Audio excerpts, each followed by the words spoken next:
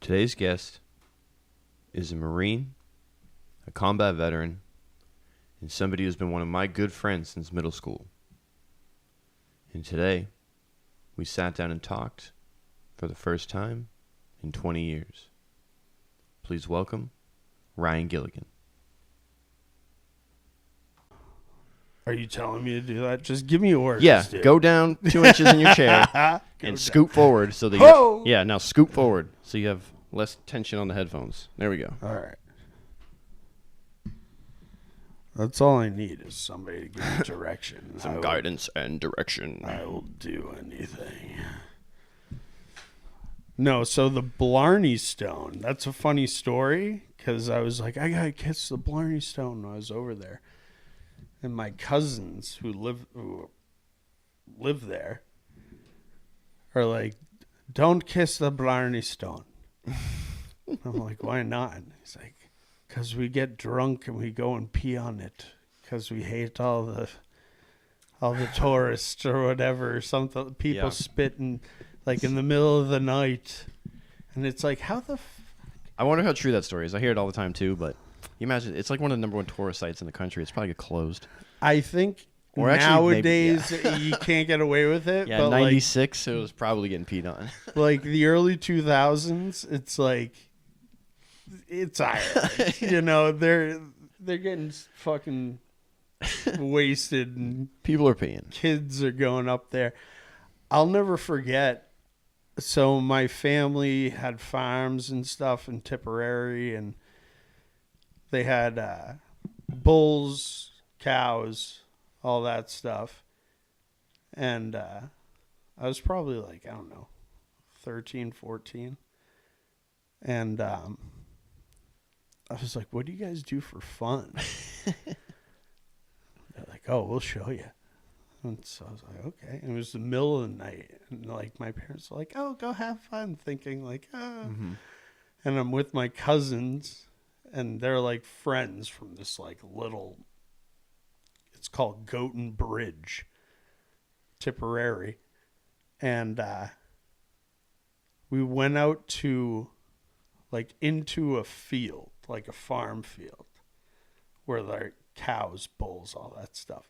But they have those huge hay bales, like the huge ones. And I was like, what the fuck are we doing here? They're like, watch. My cousin punches a bull straight in the nose.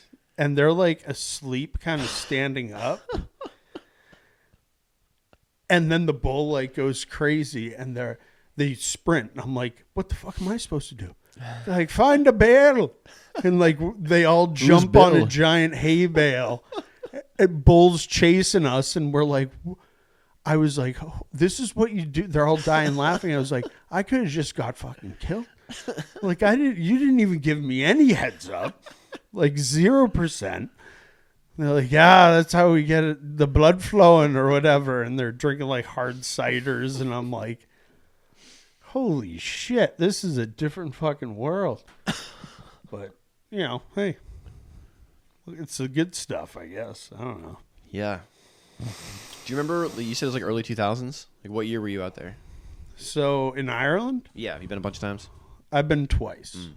Yeah, so I was there when I was, I don't know, young. And then I was there when I was in like high school. Mm-hmm. And actually the other day, the patriarch of our family over there, he just passed away. He was like 80, upper 80s. So mm-hmm. He lived a long life. But he just passed away. And my mom was like, did you hear about John? I was like, yeah. She was like, oh, it's so sad. And I was like, did you read the obituary? Because my cousins we'd be in touch. Mm-hmm. The obituary is literally the most Irish thing you can possibly imagine. It's like, John O'Leary died. This is when you can come and see him. This is when we're burying him. all right, have a good day, like type of thing. And she was like, that's a really strange obituary. It was like, Ma, it's the fucking Irish. Like, what do you expect? Yeah, they nailed it. Like what? You think they're gonna freaking write a sermon for this guy? Like they've been through so much shit over the years. It's like, it was hilarious. I thought it was funny. I don't know, but yeah. So I really hope to go. I want to do like an Iceland, Ireland, Scottish Highlands trip as soon as I can. Like, kind of do that hop. Mm-hmm. And I don't know. We'll see. But, yeah, it sounds like a good trip. Iceland's beautiful. have you been there? Yeah, I went to Iceland right when I got out of the Air Force. I did it one by myself. Did you? Yeah, it was fun. I did like they call it the, I don't know if they call it the Golden Triangle, but they call it something like that. And it's just like a bunch of beautiful natural sights. You go to like a waterfall. You go to like where the tectonic plates are separating. Maybe not tectonic. Those are like the Earth core ones. Or maybe it is. I don't know. Yeah, it is. It's the European and the like American and European plates. We get what you're saying. Yeah. We get what you're saying. They're coming apart, and you can walk down the middle. And then I saw some puffins. That's about it. I was there for like 4 days. It's like, Puffins are dope. Yeah, they're really cute. Yeah, they're funny. I went to Maine to see puffins. They have them up there? I missed the puffin window. Damn. Yeah, I was pissed. Closed on you. But I bought a puffin little stuffed animal for Louie. You're like, this will suffice. Yeah. Did you get your dog right when you got out? So, pretty much. There was a couple years, I think. And then literally my mom and sister were like, one day you're getting a dog. Like, literally one day they're like, hey, we're going to go get a dog for you. Like us. You're getting a dog. And I was like, I'm getting a dog? They're like, yeah, we're going. We're going to look at dogs. Because they knew how, I needed something. And I was like, okay, fuck it. Like, at that point in time, it was like I was just rolling with every punch, whatever. We went to K.I.A Animal Shelter in Gloucester and walked in. The first pen, the first dog was Louie. And I was like, you know how you like go into this little like you pick a dog and then you go in this little area and you can like interact. I was like, this one and that. He came in, jumped on my lap, and went to sleep. And I was like, that's it. Like, this is the one. I didn't even look at any other dog. So we're doing the paperwork. I pay him like $400 or whatever it was. And he comes out. So like shelters give like free collars that are donated or like jackets for dogs, like anything that's like donated. He comes out in a camouflage dog jacket. And I'm like, this is weird. Some shit's meant to be. Yeah. And I was like, oh, wow, that is weird. And I was like, when was he born? And it was the day my best friend Louis died in Iraq. Same day? So not the same year, same... but the same date. And yeah, that's what I mean. It just like, I was like, okay, this is weird. His name's Louis. And it's named after Louis, my buddy who died. Louis. And he's been the best dog ever. Just like, it's just been such, that's been such a weird, like that made me like believe in some shit. Yeah. Feel like, be like, there's something more, whatever. But yeah, so that's the story of Lou Dog. and I always love Sublime. Yeah, the way you just said it made me just make that connection too. Lou Dog inside the van. Oh yeah, dude. Every time, dude, like Sublime, we have such a huge connection with, but specifically Badfish, because my mom trying to learn it on drums. I remember just hearing it on nonstop all day long, and then in the beginning, they're like chit chatting, and you always loved when the guy goes, he's like, "Hey man, what's up?" Dude. And so when I hear that, I'm like, Gilligan. Dude, I got goosebumps walking into this place. No, I'm not even joking. I did. And it's a lot different, but there's some memories, that's for sure. Hell yeah, man. It's it's always changing. It's a very interesting and memorable place for all of us. We're really thankful to have it. And we have a lot of fun here. Yeah, I can fucking tell. I can smell the fun. I can smell the fun everywhere. It's coming off the walls. So what year you've been out? I've been out 8 years. So you've been out 8 years? Yeah, I got out in 2017. Yeah. So yeah, whatever. I remember we bumped into each other in school. That was the first time I saw you. Yeah. And I was like, oh shit, Gilligan, what's up, bro? I know that blew my mind. But here we are. Still have our minds. And inside our heads. I mean, I guess so, but yeah.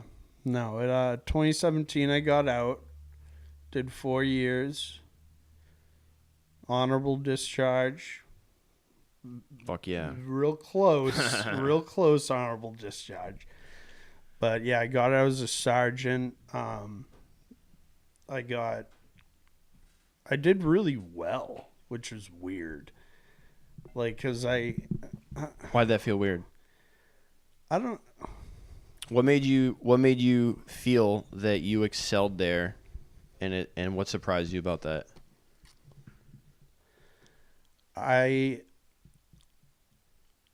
I've always been like, I've always tried really hard at stuff besides like school. Yeah. Because that never really registered with me. Same. But anything else, I was like always a really hard worker, athlete. Like I really tried, and I wanted to be like I always was that type of guy. And so I would like I graduated high school. I got accepted to Bridgeton Academy for a postgraduate year because I had no idea what the fuck I wanted to do. Mm-hmm. But I knew I was like, it was stupid. Like kids at that age are like, hey, I want to get a degree in this. And they go to school for that. I had no fucking idea. So my thing was like, I want to go to school for lacrosse. I'm not even joking. Yeah, like that was like I want to go D1 lacrosse. I want to just crush it. And I got recruited by all these schools, like really good schools, like Providence College, like all these other like D1, but like academically high schools. And they were all just like, hey man, like you got the goods, but you don't got the goods. Like you need to do like a PG year. And I was like, all right. So Bridgeton Academy is the oldest postgraduate, like prep school in the country. Mm-hmm. It's been around freaking forever. It's in North Bridgeton, Maine. And went there to play lacrosse. Did that. It's 180 boys in the woods of Maine. Just playing lacrosse. Lacrosse, any sport. It is like, hey, all these kids are really good at sports, but they may go to jail. So let's like hide them from society. Let's put them in this place. And that's what it was. And like our basketball team was one of the best in the nation consistently. Like everybody goes straight D1. our football team, the whole offensive line went to like Iowa. Like, just legit sports. That's awesome. And so I went there, saw the lacrosse team, got recruited by all these schools. But their whole thing was academics and sports were going to make them like it's a D1 college environment. Mm-hmm. So it was hard academics, and the sports were like very demanding. Like it was like hardcore to like get us ready. And then bring this back with you. You can lean back, just bring this with you. Yeah.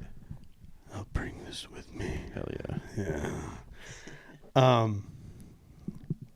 And sports. And I realized, like, I was losing my fucking mind up there. Everybody was, because we were basically in jail. You like a strict regiment, like wake up, go to school, dude, work out, all this crazy shit. We wake up, like I remember waking up and it was negative 20 degrees, and we're walking. Classic like, dude, Maine. Really, yeah, no. But that was their whole thing, like prepare them for anything, which was looking back, a good thing. But at the time I was like, fuck this. I was like dead set on going D1. And I was like, if this is what D1's like, I'm not doing it. So I'm getting recruited by all these other D3 schools, D2 schools, like all that shit. And I am going on college visits. So they let you go on college visits, which was basically like an excuse to go party for a weekend at a college.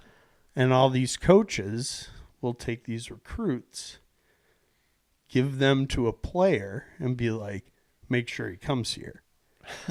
So we would just go fucking apeshit. I went to Keene State for a recruiting visit, and it was a fucking shit show. And I was like, dude, this is chill as shit. They have like really like actually good lacrosse, like, and it's like really hot girls, and like this is fucking cool. Decided to go to Keene State, D3. Worst decision of my life by far. Damn. What made it take such a turn? So I get there, and I make the team, obviously, and I get kicked out of housing in the first semester for partying. For multiple things. They're just like, he cannot live on campus. So I get kicked out. And I'm like, fuck me. But the coach is like, hey, we're pulling strings. We're going to get you back next year. Like, all that stuff. And you're not allowed to live off campus unless you're a junior, I think, or something like that. And they were like, the coach was like, hey, you can't live on campus. So but I pulled strings where you can live off campus. So it was me and two hockey players get a place on Bennett Street. We called it Plan B. Yeah, real fucked up. And that was the beginning of the end. It was just... Yeah, how did they think that was a good idea? Not a good idea. Not supervision. Just like me coming in there like a fucking wrecking ball. It was just madness. And next thing you know, I'm doing terrible at school. I like all this shit, and I'm like, fuck, I'm gonna like fail out of this bitch. And I know I'm going to. So I go back home for like the holidays or something, and I'm like, hey, I'm fucked to my parents, and like school's not for me. And my dad's sick at the time with cancer still. And he's like, look what you're doing to your mom. Look what you like, all this shit. What are you going to do with your life? And I looked and I was like, I don't fucking know. I went back, and my girlfriend in college at the time, I told her, I was like, hey, I'm probably not going to be here. She was like, what the fuck are you going to do then, Ryan? Like the same thing my parents said. And I looked, and she said it in a way that like really kind of got under my skin, because I thought she would be like I looked at her, I was like, I'm going to join the fucking Marine Corps. And she was like, no, you're not. It's like, I'm not? Are you telling me I'm not going to? Because that's how it starts. And I went to the chow hall, the dining hall. It wasn't a chow hall. Fuck you. Fuck you. Fuck you.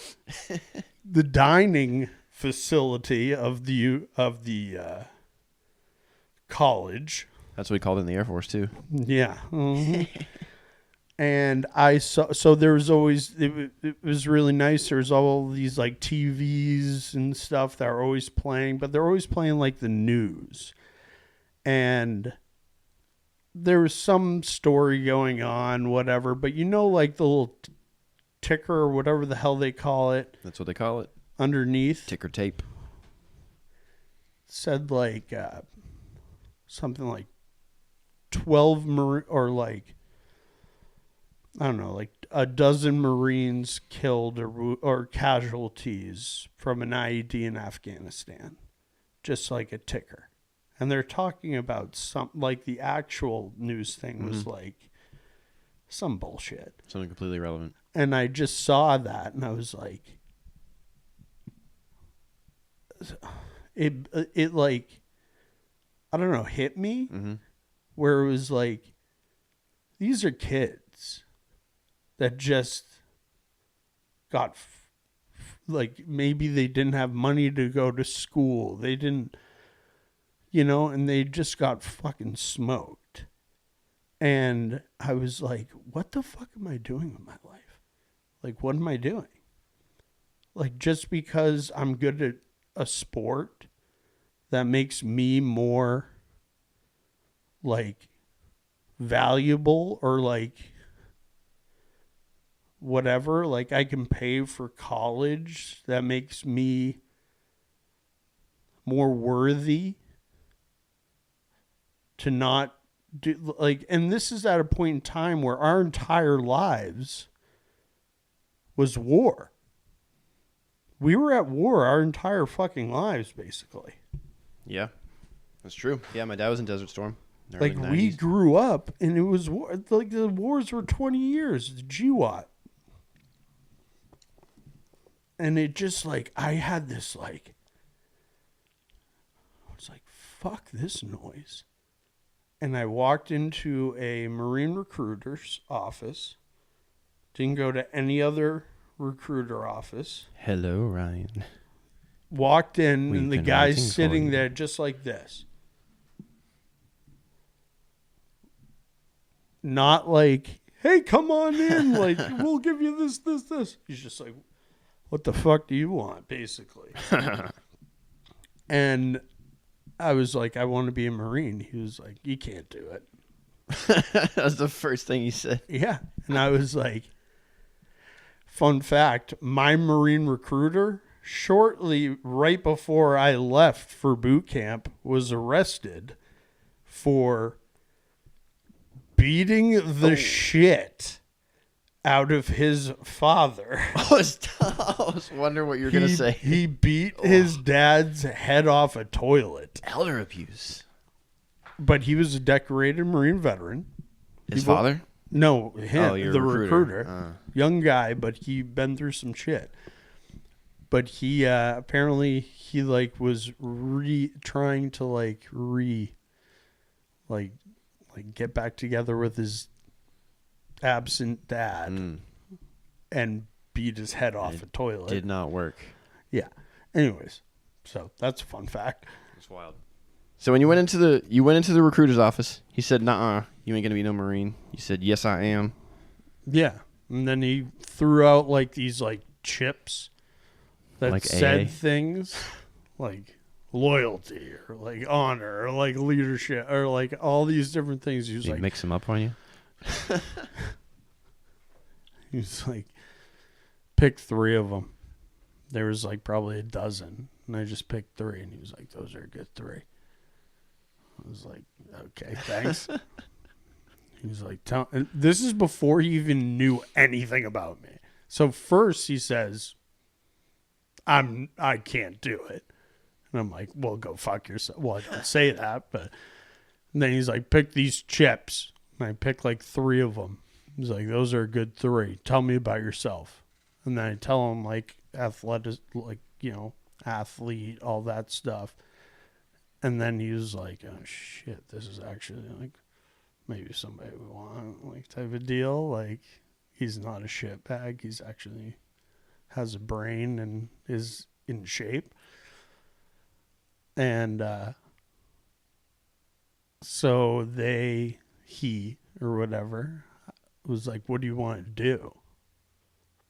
I was like, what do you mean, what do I want to do? It's a time of war, and I'm trying to join the Marine Corps. He was like, yeah, but, you know, you can be like supply or admin or motor transport or, you know, whatever. And I was like, I want to be boots on the ground. Like, if I'm going, I'm going. He was like, I got you, bro. I'm like, okay. 3 weeks later, I was in Parris Island. That's fast. Yeah. My shit was like 4 or 5 months, dude. Nope. Not even a month. Whoa. And I was in Parris Island. And had you thought much about it before? Or like it did just like in never. your head, you're like, when she was like, what are you going to do, Ryan? You're like, I'm going to join the Marine Corps. Was that like the first? Or had you had previous No, I never where thought of it before. And it was just like, you know what? Fuck you. Yeah. And I was like, how do I say fuck you as loud as I can? Everybody and everything. I'm just going to join the Marine Corps in a time of war when no one would ever be like, oh, he's not going to, you know, they would always be like, I'm not going to do it. Who's going to do that? Like, why would you do that? And I did it. And next thing you know, I'm bending over in front of a doctor in South Boston, spreading my ass cheeks and coughing. And I'd taken ASVAB, and I scored very high on it, actually. And they were kind of pissed off at me because I scored so highly. And you wanted a job that was not. And I realm. just wanted to be combat. Yep, that and happens. They just kept being like, dude,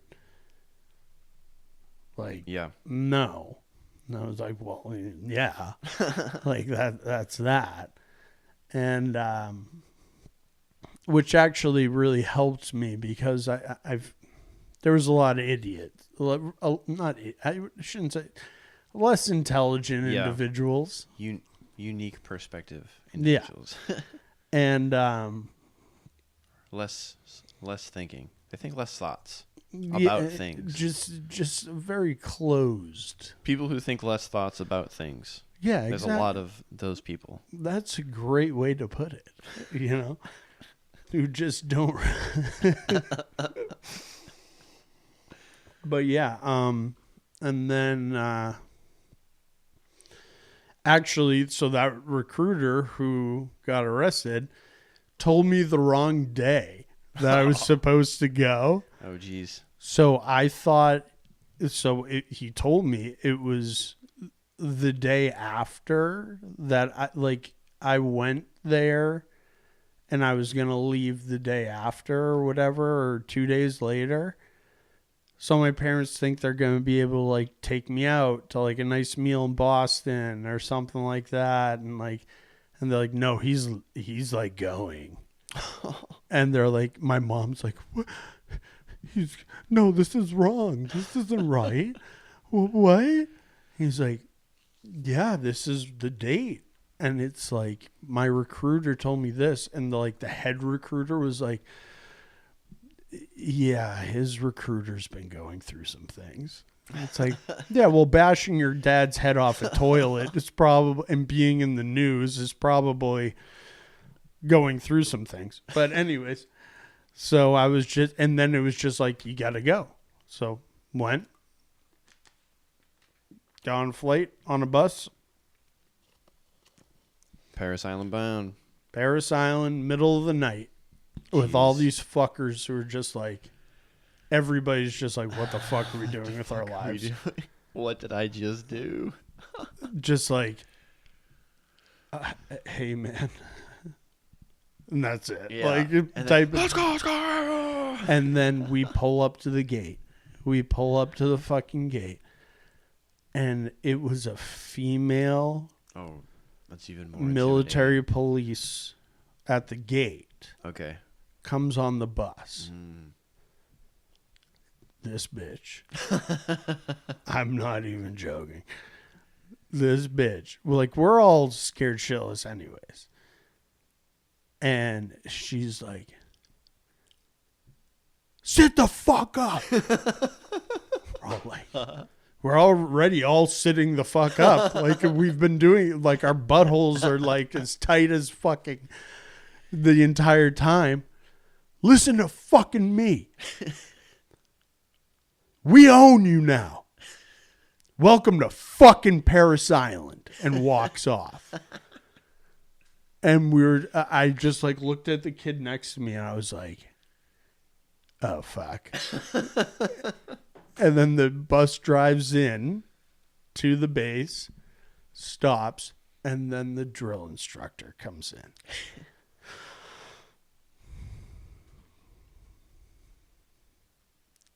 Just looks at us. Get the fuck off my bus. And we all just pile out, get on the yellow footprints, standing at attention.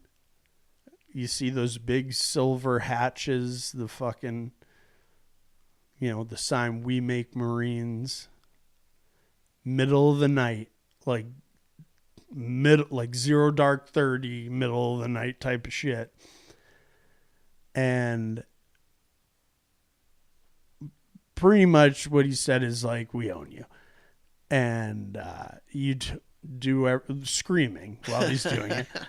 You do everything we say when we tell you to do it. And and then the hatches open. We just file into these like desks.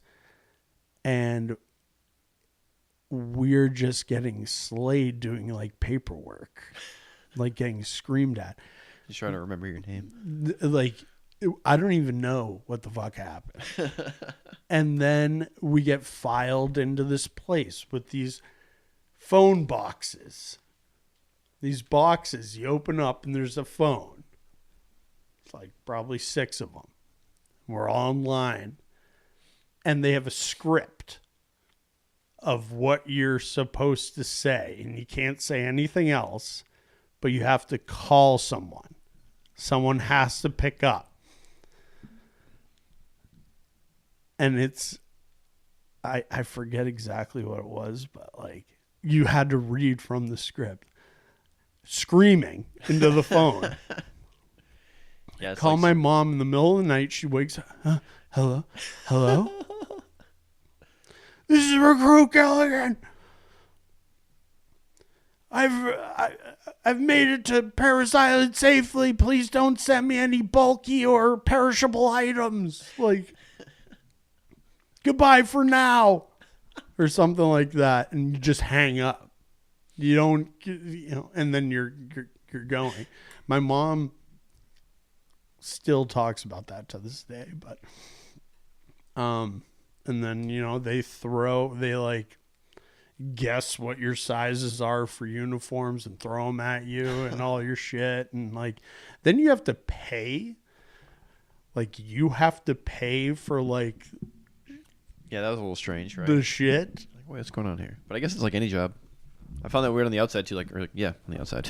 When you start a job, you look at your first paycheck. It says like uniform. You're like, what? I paid for this fucking shirt I'm wearing.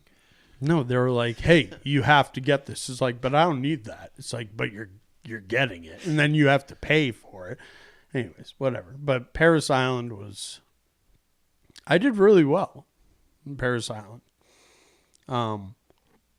I was put into a industrial sized dryer once, and they turned it on. Who put you in there? My drill instructor. And what was your infraction? what did I do? Nothing. Well, that's the Marine Corps. They just stick you in the dryer sometimes. They just threw me in the dryer. I guess I didn't do some. I don't know. And it just dump like twice, and then they opened it and let me out. But it's like these huge, things. Like, this didn't happen.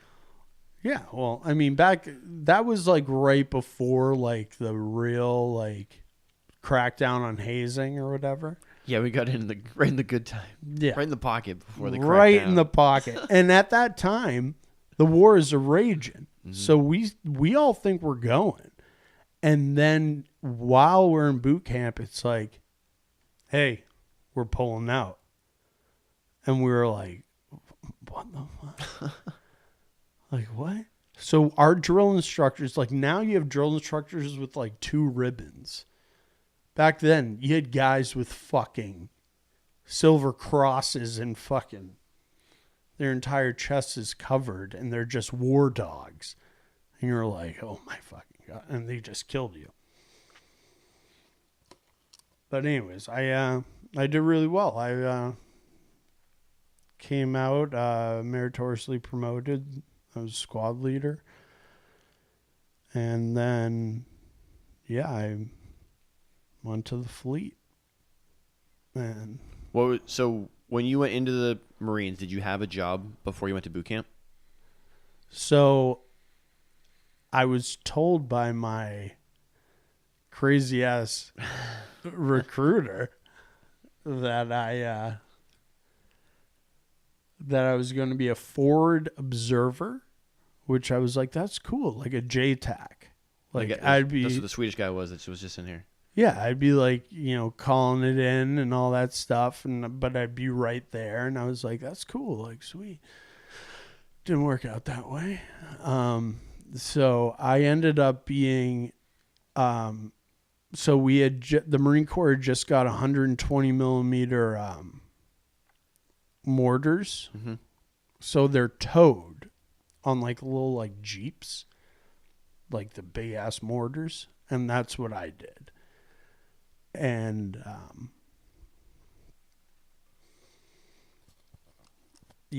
so I was just laying bombs down, but it was a weird type of, I don't know. But anyway, so I get to my unit, and I'm older than most of the people. Where were you stationed? Camp Lejeune, North Carolina. Oh, the good water. Oh, the good stuff. Yeah. So I got plenty of cancer in me. Anybody who's listening or whatever. Yeah, so I get there. So yeah, they ask you your top 3 picks of duty stations. My first was Hawaii. Of course. Obviously. Yeah. Second, Pendleton, San Diego. All right. Third, Camp Lejeune, because I can still don't want to go to Japan. Probably should have, or maybe not. We wouldn't be having this conversation. Maybe. Of course, they always give you the last one you pick. That's like a rule that nobody knew. Just to fuck with you. Classic. So I'm in Camp Lejeune, and every other building is either a McDonald's, like a fast food restaurant, a gas station, a strip club, or a tattoo shop on the entire stretch until you get to the base. I have never seen so many strip clubs in my life. I saw one strip club, I think, in my life prior to that. I'm not even joking. I've never thought that's so true. I'm not even joking. It's the same in Arkansas and Texas, dude. It's like I could name 15 of these. Probably off my head like 6. Just like if I'm driving to the base. It's just what maybe like only 1 or 2 in Massachusetts. There's like bananas. Is it the golden banana? The golden banana. And there's like kittens in New Hampshire and like the one by they're spread out. That's the difference. Yeah, they're stacked on top of each other. They're on top. There must be like gang stripper warfare there, just like to claim their turf. Claim their dependent status. And that's what you did. Like when you had time off, it's like, what the fuck are we gonna do? Yep. Let's go to a strip club. Breakfast. I went to a strip club on Thanksgiving, and they had. I'm not even joking. This is 100% fact. They had a potluck at the strip club. So all the strippers brought a dish of food that they cooked, and it was a buffet at a strip club. And I want to tell you I didn't partake, but I did. You had one of the best times of your life. I ate. Yeah, you had a time. That's for sure. But, how many people can say that they had a Thanksgiving potluck at a strip club? Not a lot of people outside the military community. We had a guy bring we're pretty sure it was a stripper or like some kind of hired companionship to a Thanksgiving, like a big Thanksgiving, like a squadron Thanksgiving, and we're like, hey, we've never seen you with a chick ever, and this chick's dress has slits in the side. What's going on here? She's being paid. That's what's going on here. Happy Thanksgiving, family. No, my buddies were like, dude, are you really going to eat this food? And I was like, I'm fucking hungry, man. Like, what do you want from me? Yeah, there's nothing wrong with it, right? It's Thanksgiving. Who says strippers can't cook? Yeah, it was good. It wasn't bad. I may have tapeworms, but whatever. Nah, the Lejeune water killed them. It's exactly. It's full circle. Exactly. They injected me with so much shit that Lejeune water. They literally, you walk down an aisle and they just stab. You pull down your pants and there's like 4 nurses on either side of you, and each butt cheek you just get jabbed. Whoa, we got them in the arms. We got them straight in the ass. Sounds about right. Yeah. Yeah, just keep reminding you that they own your ass. Yeah, so that was good. But yeah, the penicillin is the one we got in the butt cheek. No, we got all of them right in the butt cheek. No, at the same time in each one. I'm not even. It was like we're in a deli taking a ticket and just getting shots. So I have no idea what's in my blood, but it ain't good. That's for sure. It's the core. Yeah. So 2nd Marine Division, Camp Lejeune. I deployed with 2nd Battalion, 6th Marines. When? That was 2015. So we went on to MEU, the 26th MEU, a Marine Expeditionary Unit. So it's like you get on a ship, right? Yes. It's like it's a fleet, basically. And we sail from, or whatever the fuck they call it, from Camp Lejeune, or no, well, we went to naval something. Did you go to Maryland? Maybe in Virginia. I don't whatever. Yeah, somewhere. Anyways, cattle. East Coast. We sailed across the Atlantic through the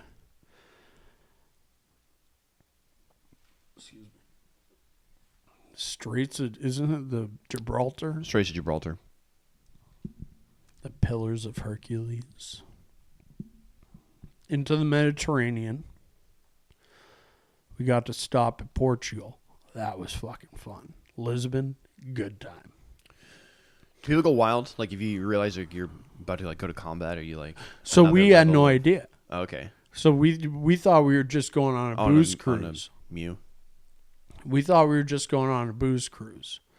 And we're just kind of like the 911 force, just in case. But like they call them booze cruises because you stop at countries and get like a couple day of, whatever. Cultural experience.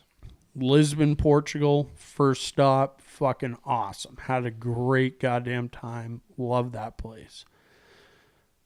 Keep going. We hit Crete, the island, Greece. Get off. Fuck that place. It's beautiful.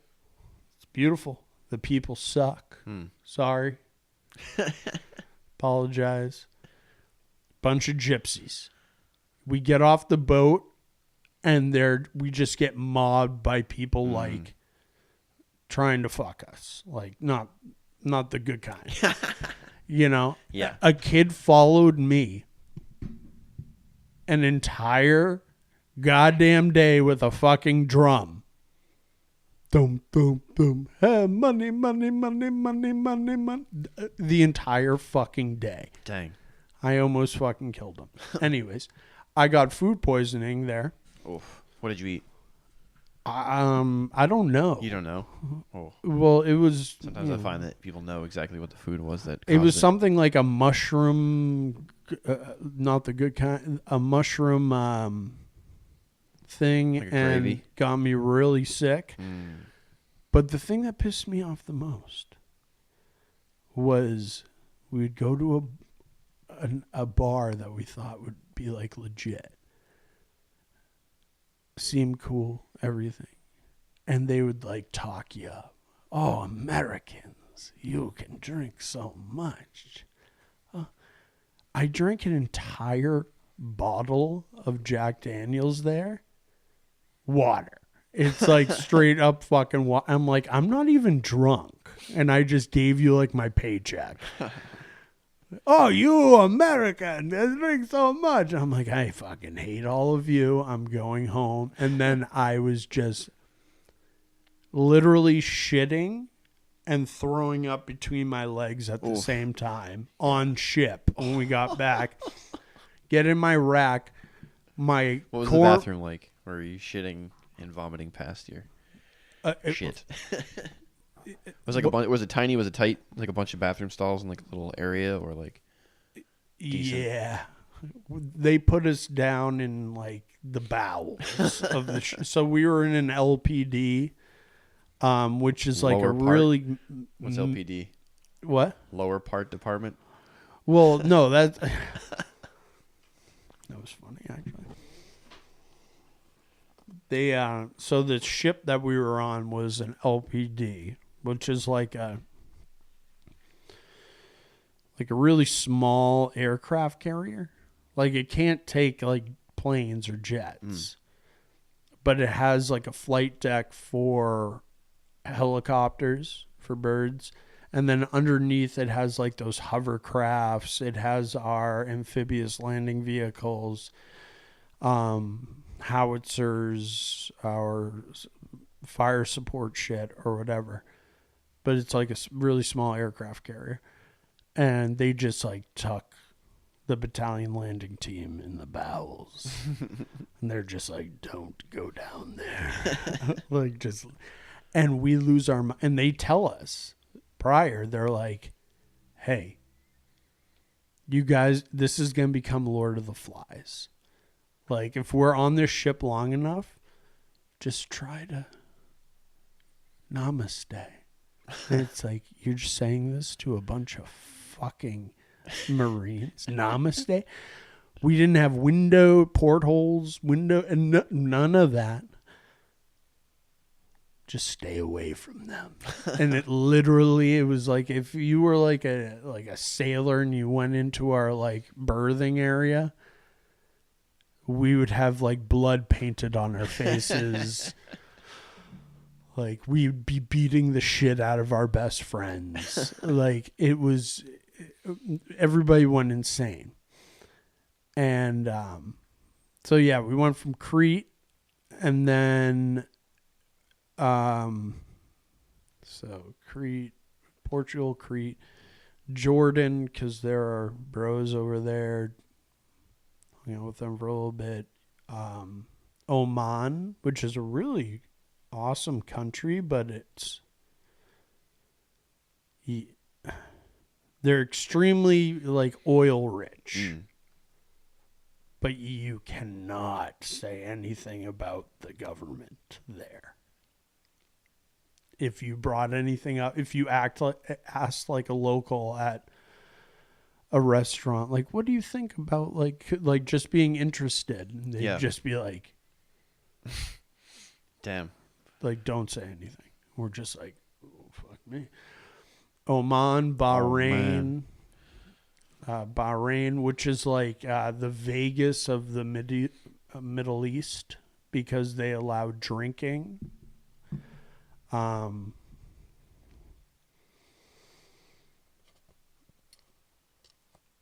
then we went to Israel. Was awesome. I went to Jerusalem. That was one of the best experiences I've ever. It was just, I'm a history buff nerd. It was just so cool. Jerusalem's awesome. Also, we couldn't go very many places. It was like, it's a whole nother world. You see like absolute 10 smoke shows carrying around fucking semis. like just, they're wearing like mini skirts and they have a fucking strap on them because they're all in like the military. It's such a weird, it was a very cool perspective.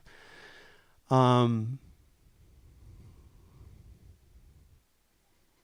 Kuwait. Oh, we're heading to Kuwait because that's where we're supposed to do our like training exercise. And then one day in the berthing, we're heading through whatever that's called, where Egypt, the Suez Canal, which is really cool. If you like go outside, they like shadow us on both sides of the banks with like military personnel the entire way. Like they like guns like almost pointed at us, like rockets and stuff like that. It's kind of cool. And we're just like, yeah, we'll let you do that. They just like in trucks, like the freaking Toyotas, the entire way. And then one of our staff sergeant comes in and screams, "Everybody on the flight deck, warning order." We're like, did you just say warning order? Because before then we had a fake, because we were trained in prior to this, they thought it would be, if we do anything, it would be like riot control. So we were trained in riot control, like shields, batons, like formations, like that type of stuff. So before that, we were told or made to believe we're going to do that in like Yemen or something like that. And we're all like, fuck yeah, we're going to beat the fuck out of someone. And they're like, good job, guys, you did well. This was just a drill. So you're on ship and you get the word. The warning order. Warning order. Yeah, so, hey, everybody get the fuck up on the flight deck. We're like, all right, whatever. There's a video of it. There's multiple videos. This is, like, at the time it was very, because the president had said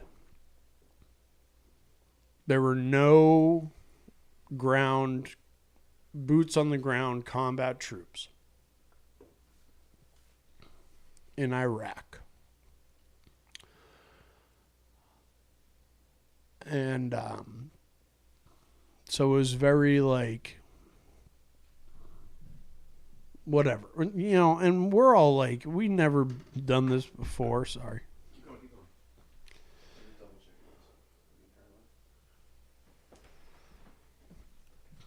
there was a few like war dogs that had been through some shit, and you could tell they were really quiet during this like kind of. So they were in the inn before us like junior guys, and I was a corporal at the time. E what? What? E what? 4? Okay. Was that so? Private, PFC, Lance Corporal. Yeah, E4. So I was a assistant operations chief as well as like a squad leader at the time, which is a billet that was usually you have to be at least like a sergeant. But they knew, like, I knew my shit, and like people were like, guys respected me, and I could tall. Yeah, I could like talk on a radio and communicate, and like people would do what I tell them to do, and if they didn't, they know I'd beat the fuck out of them or whatever. So that's just kind of how I fell in. That's why I think I like kind of did well. Yeah, that's what the structure is built for. Yeah. If you're somewhat intelligent, you're physically capable, and you have somewhat of the gift of gab, like the Irish do, you're going to be all right. You're going to do good.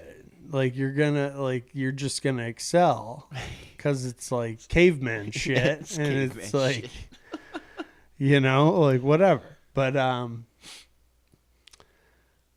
but I wasn't at the level of in at that point in time to like be told beforehand.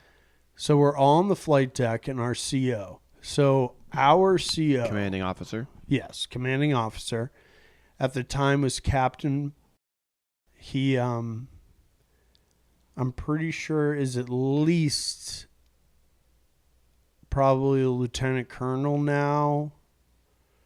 So like he's running a fucking battalion or something. It may be even more, or he's out. I don't really know. So at the rewind the workup to our deployment, we all respected him because he had been on many combat deployments as an officer, and he was a straight fucking shooter. Straight up, cool, calm, collected, intelligent, just like what you'd want as a leader, like a leader's leader type of deal. But at the time we all fucking hated him because every fucking day, every morning at 4:30 in the fucking morning, we're going either running 6 to 12 miles or we're what? On the ship? No, this is prior to this is the right. Workup. Okay. Sorry. We're running, and I'm going through a court-martial process at this time. A special court. So I might either be going to jail or on to deployment. War. What an exciting combination. So it was a really weird kind of thing for me.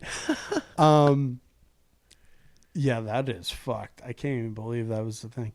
But anyways, so every morning it's like running 6 to 12 miles. We're getting slayed. We're doing humps. Oh, that's such a Marine Corps word, getting slayed.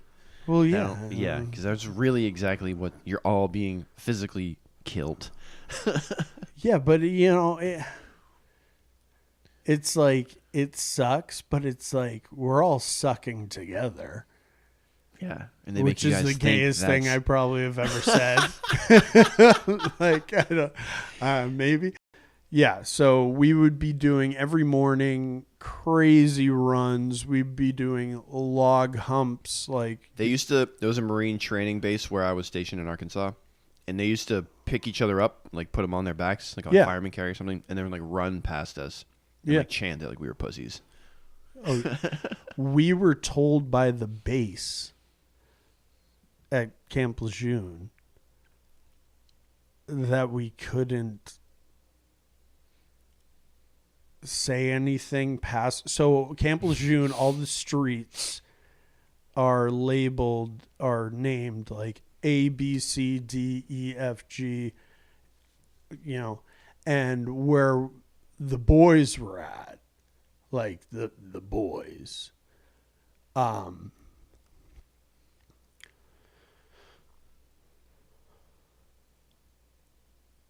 we were N Street, and N Street has it's almost like like if you show up to jail with a tattoo you haven't earned or something, you get fucked up. Mm-hmm. So I've earned a tattoo that I haven't gotten. But so N Street has a history. It's the N Street Hooligans. And legend has it.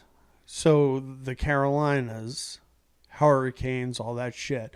So when a hurricane would come in, we would have to stack sandbags in front of our doors because our barracks looked like they were motels, basically. Like shit, rundown motels, black mold, all that shit. But the first floor, you have to stack sandbags in front or whatever. And there was a hurricane years ago, before me, that came through and like flooded the entire first floor almost. So all these guys on the first floor of all these barracks, all their uniforms, everything they had, all that shit got completely destroyed. And the commanding officer, don't know who it was, don't know when it was, whatever. This is a legend, but I'm sure it's somewhat true. Was like, hey, formation, where is everybody? And they're like, sir, like, we don't have uniforms. Like, they're fucked. Like, our entire first floor is up to our chest in water. So that's like your entire bunk, your fucking everything is just destroyed from flooding. Because Camp Lejeune's in a swamp. It's a fucking swamp. It sucks. Fucking sucks. And he was like, that's no excuse. Or whatever. You could have brought your uniforms to the second floor, blah, blah, or whatever. So the whole unit, all of N Street, like, went on strike and refused to, like, do anything until, like, their shit was. And they had a battalion-wide NJP. So that's non-judicial punishment. Yeah. For an entire fucking battalion. Which is how many? So a battalion's 4 companies. So like 500 guys or so. All for a refusal because all their shit, they didn't have conditions? uniforms to wear. They would wear like soaking. They're like, we're not doing this. Fuck this noise. Like, there was just a hurricane. They all get NJP, like a battalion NJP, and the sergeant major comes out. Everybody comes out. They're wearing skivvies. They're wearing their silkies. Nothing but silkies. I love silkies so much. Oh my fucking God. You all do. Silkies are fucking dope. And as like a thing of protest almost, the sergeant major's like, you disrespect, you're all a bunch of hooligans. And then N Street Hooligans. And it's just stuck forever. It's stuck forever. And so the rules are, you have to either go on a combat deployment or get NJP'd or higher, which I did, to rate the N Street Hooligan tattoo, which is anything you want, but it has to say end Street Hooligan. And those are the only rules. So they were all like, we're fucking hooligans. And they all got fucking tattoos and Street Hooligans. And did they show the Sergeant Major? And then the unit classified it as a gang tattoo. Of course they did. So if you had another NJP, if you had an End Street Hooligan tattoo, it was considered like if you had like a blood or Crip or whatever tattoo, like a gang tattoo. And it was just but no, I rate that twice over actually. So hell yeah, dude. But he fucked us up. But like in a very just chill way, fucking you up. Just like, and you're like, I want to hate you. But like, you're not that mean. You're just like stone. And we did. Stone's a good way to put it. There's some stone motherfuckers out there. Like, we did these humps with full gear for fucking miles and miles, and then we would jump in the ocean and like fucking drown ourselves and hump back and like we're like drown yourself. What the fuck are we doing? Like, what the fuck? And we hated him, but it was like, but he's not like a dick. And other units, like other like units who are supposed to be like harder core or whatever, or like they were like, whenever they saw us, they were like, dude, we feel so bad for you guys. Like, what the fuck? And we're like, yeah, what the fuck? But then we get the warning order, like after the workup, we're on ship, we're all just brick shit houses. We're just like, we can run circles around anybody. We know our jobs inside and out because of him. Like, we are just professionals, like true professionals. And we get the warning order. We're all on the parade deck. There's a video of it circled around. And he's like, we got orders. We're going to Iraq. We're like, are we like training people or no like we're going. So this is at the time when ISIS had taken over Iraq, Syria. They formed the caliphate. They had like multiple nations, and the Iraqi army had I guess us, basically. If it wasn't for us, they'd be fine. But the Iraqi army had pushed in Iraq all of ISIS to Mosul, which is the second largest city in Iraq. So that's in northern Iraq across the Euphrates. And there was estimated 5,000 to 10,000 ISIS fighters. Those are two very different numbers. Yeah, they had no fucking idea. And these guys are. So at that time, ISIS was rich as fuck. They were training motherfuckers, and all their motherfuckers were fucking fucked in the head. Sorry if I'm saying fuck too many times. Say whatever you want, dude. They were like legit.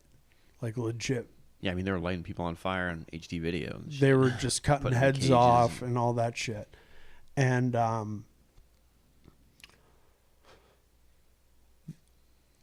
so we get the warning order, and we're like, oh, is this happening? And then we had a couple like senior sergeants and stuff that had been to Afghanistan and stuff, and they're like, it's happening. And literally we get to our berthing into our little like dungeon in the ship, and it's just blasting music. Let the bodies hit the floor, corn, fucking. Then it would be like fucking, some sort of, it's getting hyped up. Just hear that. But every song would be like the most like motivate, like blasting. And we're just like looking at each other like I can't even express it. And everybody is just, you've seen Black Hawk Down, right? Yes. Remember when they're about to go and like the guy's like, don't put your name tape on your boots or whatever. Yeah. And like the music's playing, everybody's like cleaning their shit and stuff. It's blasting and we're just stone faced putting everything like together. Like we're doing this. This is real. This isn't bullshit. Like we're fixing our kits to fit perfectly where our mags where we want them. Then they come in and they're like, hey, loadouts. So because I was, a corporal assistant ops chief, like squad leader type of thing. I had a 203 grenade launcher underneath my M16. Like, Thanks, Dad. Yeah, which is fucking dope. Love that thing. They come in, give me a Bangalore or whatever of 44 Mike or 40 Mike grenades, like to shoot. They're handing out grenades. I get to shoot these?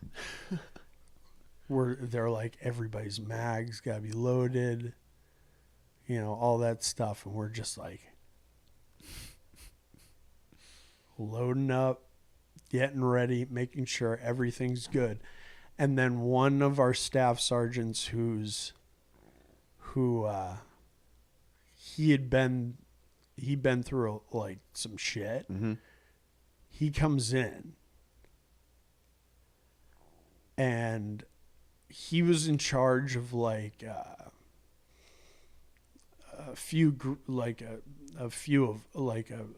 bunch of us, but like not all of it or whatever. Yeah. So he had like a big old like box of trash bags, black like industrial trash bags. And he just started throwing them at the guys that we fell under. And we're like, what the fuck is this for? And I'm like, Staff Sergeant, what is this for? He was like, straight face. It's because when you get fucking blown up, they can put all your pieces in the bag. So all of you are going to put this trash bag inside the pocket in your flak. So when you get blown up, they can put all of your body parts in it. And like we can give it back to your family. And and then he walked out. And we just looked at each other. We're like, okay, this is real. I still have that bag. I still have it. Hell yeah. To this day. Hey, at least you're not inside it, dude. Dude, that was the time. Like it went from like, yeah, we're gonna play in a championship game or something to like, fuck, this is real. This is actually real. It seems like there's always somebody that brings that moment back. And just him being like, not like hey man, this is for you, but just like, and it's like, what is it for? It's for your body parts when you get blown up. And they walked out and we're just like, okay. We're going to pretend that didn't happen. Was it a drawstring or a tie-off? Oh, yeah, a drawstring. It was one of the hefty industrials. Nice. At least they went all in on the yeah, you gotta make sure those parts are really in there, huh? All right. And we were like, fuck me in the ass. Okay. That was when things changed to like, pull your shit together, everybody. And I got all my boys together. I was like, hey, everybody look at me straight in the eye right now. None of you are fucking dying. None of you. All right? You ain't doing that to me. Like, this is my job. You're going to survive. You can't die. I don't care if you get hit. Well, I do care, but, like, you don't die. I'm not talking to your fucking mother. Whatever. So, yeah, fast forward. We're in Kuwait. We're getting ready. We're in and then we go from Kuwait to Baghdad. Huge base, size of a fucking city. Bagram, right? That's in Kuwait, isn't it? Bagram? Oh, Afghanistan? Yeah, I'm sorry, you're right. Bagram or... what was it? Aili? I don't know the one in Iraq. Did you fly with the C-130? How'd you get there? Yeah, C-130. Yeah, the huge motherfuckers. There's actually a really funny picture of me. I potentially worked on the plane that you flew in on? It's really actually funny. There's a picture of me strapped in, and they have they had bottles of water that said Ryan, like in a different. Dude, you've been following your path, man. And you've had signs along the way that have confirmed you are. Of my buddy, just like, and me looking at the camera like this isn't funny, and my buddy's like. And it just says, like, my name on it. And I'm just like, it's a really funny picture. But I can show you later. But, yeah, we took that. And then we flew into Baghdad. It was cargo nets? It was cargo net seating in the C-130? What? So you flew from Kuwait to Iraq? Yeah. In a C-130? Yes. And were the seats like cargo net? Was it mesh netting? On, like, behind us? Yeah. Yeah. And were you guys sitting, were you super close? So your knees are interlocked with somebody facing you, or did you have the whole... So we had, like, there's rows facing forward and then seats on the side. Mm-hmm. And I was on the side. Sitting sideways on a plane is strange, right? It feels like it's a little weird. It's a different sensation. But it was, I think it was better than sitting that way. Yeah. But, like, you see those pictures of, like, the troops are, like, on a plane, like, just packed. That was it. And so, yeah, the BLT. So we got picked. So we went to Baghdad. We knew we were going somewhere. We didn't know when. So you're flying in on America's greatest airplane, crafted by the highest skilled, just the finest mechanics. Of individuals. Just truly American heroes that just never disappoint. Build airplanes, yeah. Drink, and have translatable skills to civilian world, which is great. This is brought to you by the United States Air Force. Join. Yeah, they have really hot girls. It's true. Marine Corps does not, however. Well, I shouldn't. That's a broad stroke. I apologize to any female Marines that are attractive. But in general. Yeah, so we're flying in. We go to Baghdad. The giant base in Baghdad. The fucking thing's like a city. But at the time, because we're not supposed to be there, it's all civilian contractors that are doing security. It's all like dudes in khakis and Nigerians sunglasses. And like... Okay. I thought you meant like Blackwater.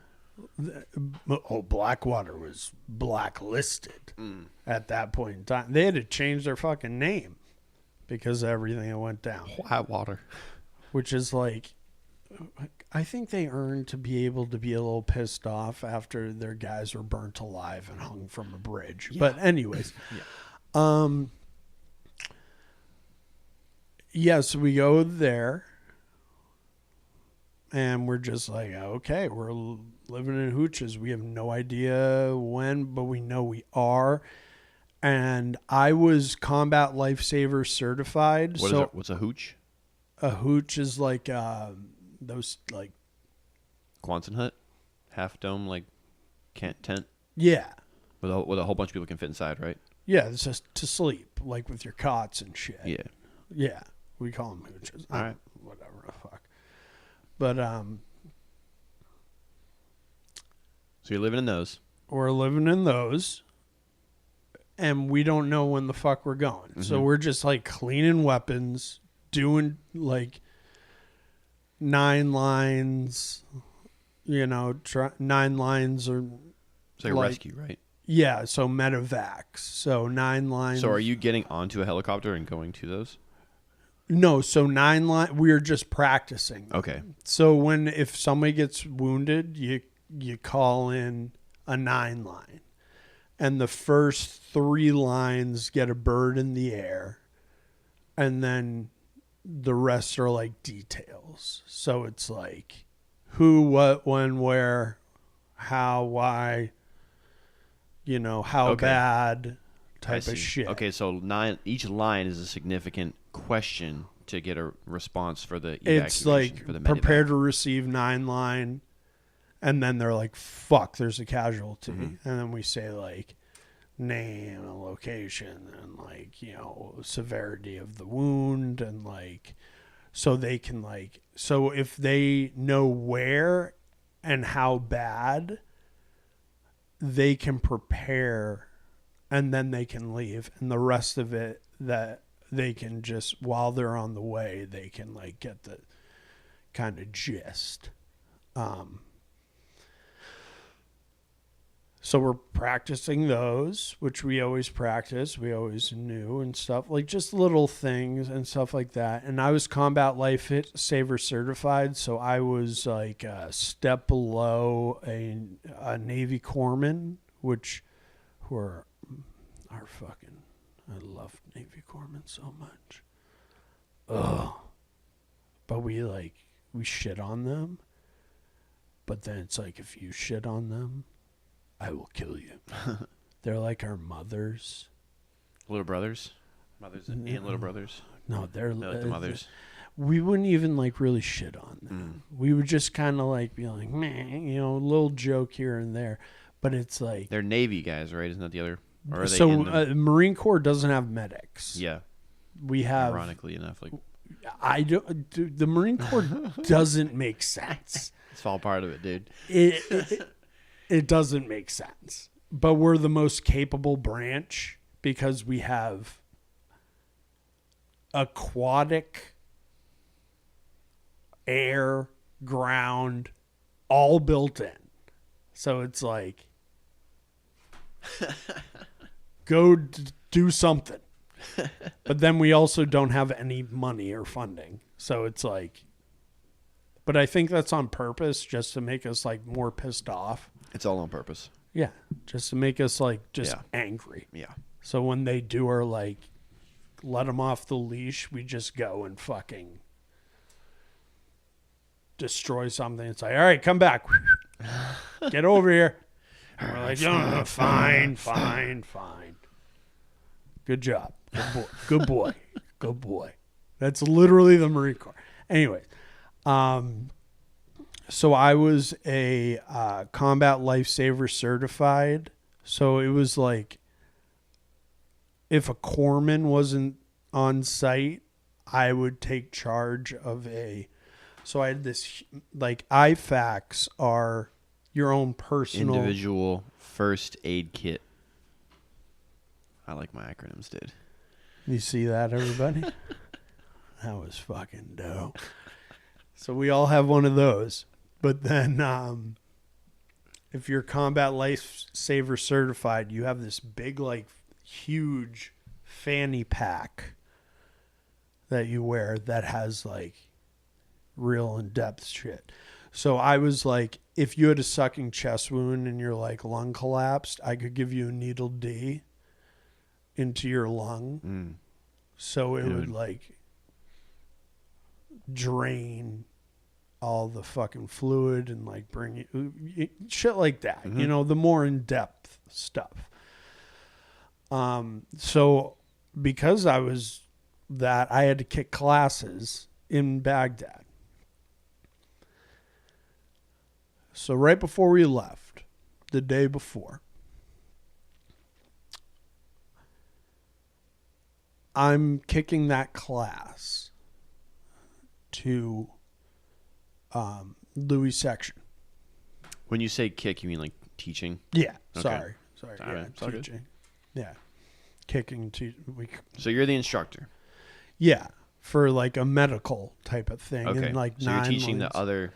Yeah, like med guys. how do you like just like run through? Everybody knows like the basics, but like, Yeah, you gotta hey, we're refresh, going into train, the train, shit. train, reiterate, work, repetition. Like where to puncture, like the line, like all that shit. And it was the day before we left, and it was with Louis and his boys, and I'll never like. It's really fucking weird. I was like, some guys were kind of just like, because I'm a chill dude, chill guy. Fuck yeah, man. Like if you're beneath, like if I outrank you, yeah, I want some respect, but I'm not a dick. You know, just like, hey, Corporal Gilligan, that's all I'm looking for. I'm not looking for, whatever. I'm not going to yell at you. Just give me that respect. Everything's cool. Listen to when I'm talking. Everything's cool. And I was kicking the class, and his boys were all kind of like fucking around. And maybe they're just jacked up or whatever, but they're all fucking around, like, And I was like, hey, I know I haven't been in combat, but we're going into shit. Like, you guys realize this. And it's like, if you don't listen, if you don't learn, if you don't know what I'm trying to tell you, somebody could die. Not you necessarily. Like your buddy that you're joking with right now is going to die in front of you. Like, could die in front of you.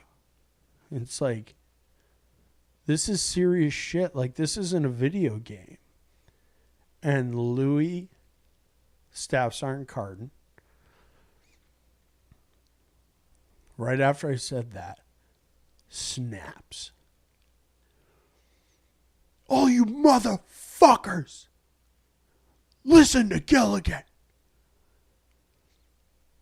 This is serious shit. And they're all like, oh, fuck. And like, we go about our thing. And 48 hours later, she was dead. Louis was dead. And all of them were wounded. Fuck, man. Yeah. So we, next day, they were just like, we're going. Maybe not 48 hours because we had to. So did they give you a mission objective at the time? Yeah. So the Iraqi army was staged on the other side of the Euphrates from Mosul, which is the huge city that ISIS had completely taken control of, with thousands of fighters in the north. And they were just fucking shit up in there. If you were a civilian trying to leave, you'd be killed. If you were gay, you'd be killed. If you were a baby with a deformity, you'd be killed. Just straight up, like, these guys are like, when Osama bin Laden, or like, not you, well, that was after Osama, but like when Al-Qaeda tells an organization, hey, you guys need to chill the fuck out, you're fucking insane. These are the worst of the worst of the worst of people. And so we knew we were fighting them, which made us a little, like, made it better. almost, because it wasn't like we were fighting the Iraqi people or like yeah, you're a pretty legit enemy. We had just like the like straight up evil, and we were like, you know what? I wouldn't think twice to just fucking gut these people, like, because they're the ones beheading, they're the ones killing, raping, enslaving, all that shit, to a point where Al-K.I.A. is saying, you guys need to calm the fuck down. Put the brakes on it. And it's like, okay, Al-Qaeda did 9/11, and they're telling you to chill the fuck out. So maybe you should listen. Anyways. Yeah, they're just like they're like, we did 9/11, dude. Yeah, it's like, dude, we get it. Like the HD videos of the acid baths. We don't need it. We did it. This isn't a cartel type deal right now. All right? Like, chill the fuck out. But yeah, there's thousands of those guys.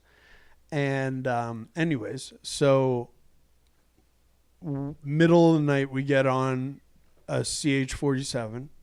Helicopter? Yep. And we go north. And it is. So we don't know how long we're going, what to expect, anything like that. So we pack everything. So our full carry in total is probably like 200 pounds. Shit. Each of you? Oh yeah. Okay. And your title, your job title, MOS, was artillery? So I was yeah. I was mortars. Okay. So you're a mortarman. Is it different? Sorry. So it was brand new what I was doing. So I wasn't doing, I could do howitzer stuff. But they were like, hey, we have this new toy. And then I was in charge of that. And it was like mortars. Okay. So it's the one with like a tripod, right? It's like this tripod. You drop a thing in it. No, so these have fucking wheels. Oh, right. This is when you drove with the Jeep. Yeah. So they're towed. And they're big ass motherfuckers, but it's still the drop. And so this is what I guess I'm curious about. If you're flying in a helicopter, where are you going and where are your mortars? So we were the first unit ever to prove that you could put those mortars on. I swear to Christ. I believe it, dude. We were the first. They were just like, can we do this? And and Captain Palka was like, we can do this. And it's like, okay, we can do it. And yeah, that was before. Put this on your lap. That was before we deployed. He was like, yeah, we can do it. And literally, you're in an Osprey, which is a helicopter that turns into a fucking airplane in mid-flight. You take off, experimental run with fucking these giant mortars. You're like, oh, okay, everything's fine. And then it turns into a plane and you drop instantly like 100 feet because the rotors are changing. And you're like, ah! Like you feel your balls in your throat. You're like, oh, that went well. Anyways, yeah. So,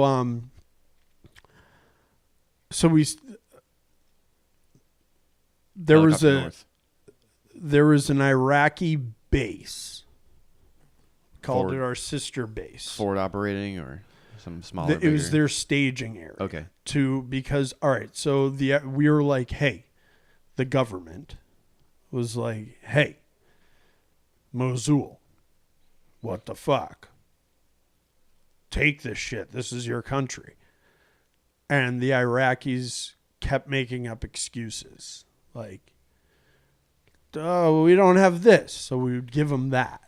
But we don't have this. And we'd give them that. But we really need this. And we'd give them that. And then their final condition before they moved in was, we want Marines. Hence why I'm here. And we gave them that, and they were like, fuck, we never thought. Like, they said on the news that there wouldn't be any more like ground combat elements. And they were like, shit, now, like, what do we, like, we gotta go, I guess. And so they had a staging base a little ways away. We literally built with our bare hands our own base. I lived underground. We're like, we're going to build a better one. No, I lived underground. I'm not even joking. That's where I slept, is underground. In the desert in northern Iraq. We built our own base and everything, like a little ways away. We get there, middle of the night, and we're all just like,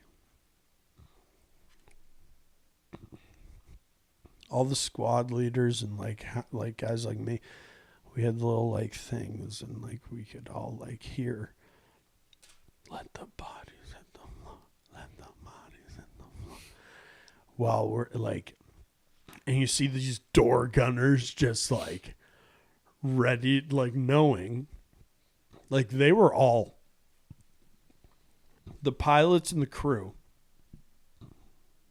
you could tell were like, why the fuck are we doing this?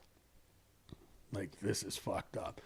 And I didn't know at the time, because all of us are just like stupid ass Marines, like, hey, we got 200 pounds on us, and you know? Yeah. And these guys are like,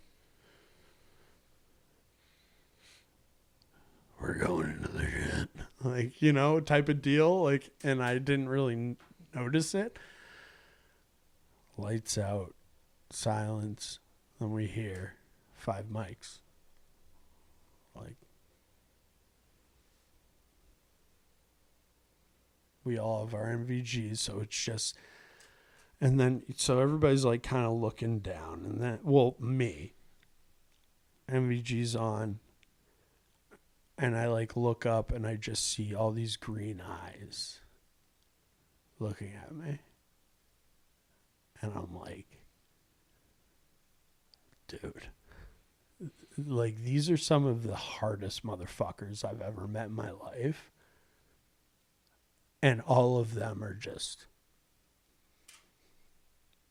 like it was right. like, rip the throat out of anybody you see. Just green eyes staring back at you.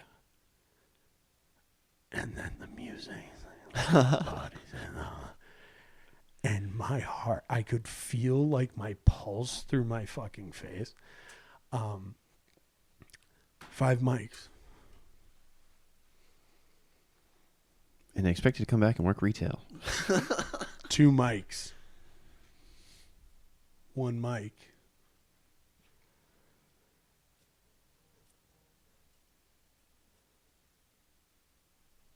Everybody racks around in their chamber.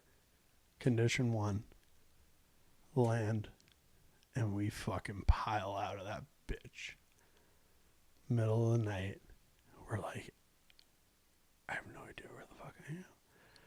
Everybody makes a security like perimeter. We put our packs down to use them as like cover. Dust starts like popping off around us. Like dust. Because you can't hear anything. Mm-hmm. Like it's, and we were getting shot at when we were landing. And you couldn't hear because of the helicopter? Yeah. It was just like, you get like a puff in your face. You'd be like, oh, it's the helicopter. Oh, we were getting shot at. And then I look back to one of like the Afghan like vets, and he's like, get the fuck moving. We all throw our shit on and we just book it to where the base is being based or whatever. And I didn't know that for a long time, that somebody was shooting at us from somewhere. From the jump, the moment you guys got there. And none of us knew. But yeah. And we get in there and we just build a base out of nothing. How far outside of the city were you?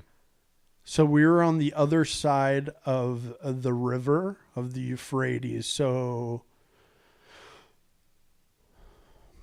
I don't know, a click or two, something like that. So our main thing, they didn't like, we weren't really like supposed to be doing like city shit, but there was a bunch of like village type buildings or like, you know, like settlements. So there's one way to cross the river, and that's where like we were at, but we had to like fuck that shit up because there was like some crazy ass fighters that were like left there to die and kill as many as possible. So that was mostly our thing. But yeah, so and then the first night explosions start going off and then gunfire everywhere. PKMs, you know, tracer rounds going all over the place. At your base? Yeah, in the area. And we're like, what the fuck is going on? This is the first night. And we found out that ISIS had infiltrated the Iraqi sister base, like 5 ISIS suicide bombers. And they all detonated like in their chow hall, in their barracks, in their this, that. They all detonated their S-vests. And then the Iraqis didn't know who was friends or who was enemies, so they all started shooting each other. And then bullets are flying towards us, and we're like, do we return fire? And we were told, no, get down. We don't know what's going on. Like, you can't. So we're just seeing rounds. Like, how many of you are there? There is a little over 100 Marines. And how many Iraqi soldiers? So the other base, which was like we never even had like really contact with. I'm not sure. It was their staging area to invade Mosul. So they were getting ready to like build up. So probably thousands. And they all started shooting each other. And shooting towards us. That's not a good start. And you got fucking like grunts on fucking 50 cals on post, just like, tell me when, like, can I fucking dump my shit into this? And they're like, no. Okay. And that ends. We figure out what happened. We're like, oh, fuck. And the next day, we get rocket attacked, Katyushas. In the daylight? In the morning, yeah. Okay. And a Katyusha is like a big missile, right? Yeah, so you know those like trucks that have like rocket launchers on the back, basically? It's Iranian made 120 millimeter Katyusha rockets, or 122, I forget. And it's like, and then they drive off or whatever. So when they come in, it's like the air is being ripped. Sounds like I don't know how to explain. That was a good description, dude. Yeah, like it's like literally like I don't know. And I'll never forget. I was right there, and there was a hit, and it just fucking was like, whoa. And I was like, what the fuck just happened? Because I've never been in combat, like, you know, and I just hear right after, a couple seconds after, there's this deathly silence. Corman! And spurting up all that shit. Louis' entire boys are just fucked. Unconscious. We had a JTAC who was fucking awesome. he was like phenomenal. And he got a medevac coming like he was like, I'm not asking permission. I'm fucking calling. I'm a JTAC. Like, fuck you type of deal. And which was what I was supposed to be from my fucking recruiter who bashed his dad's head off a toilet seat. Thank you. Appreciate it. And, yeah, so that was day one was the Iraqi thing. And then day two, mass casualty. Like mass casualty situation. And how many Marines were killed? So Louis was the only one who died. The 3 had to be sent to Germany and then Walter Reed for surgeries and all that stuff. The rest were knocked, like traumatic brain injury, like knocked straight unconscious. And then all of them that didn't have shrapnel in them refused, like they were medevaced, but not to like Germany. And they refused to not come back.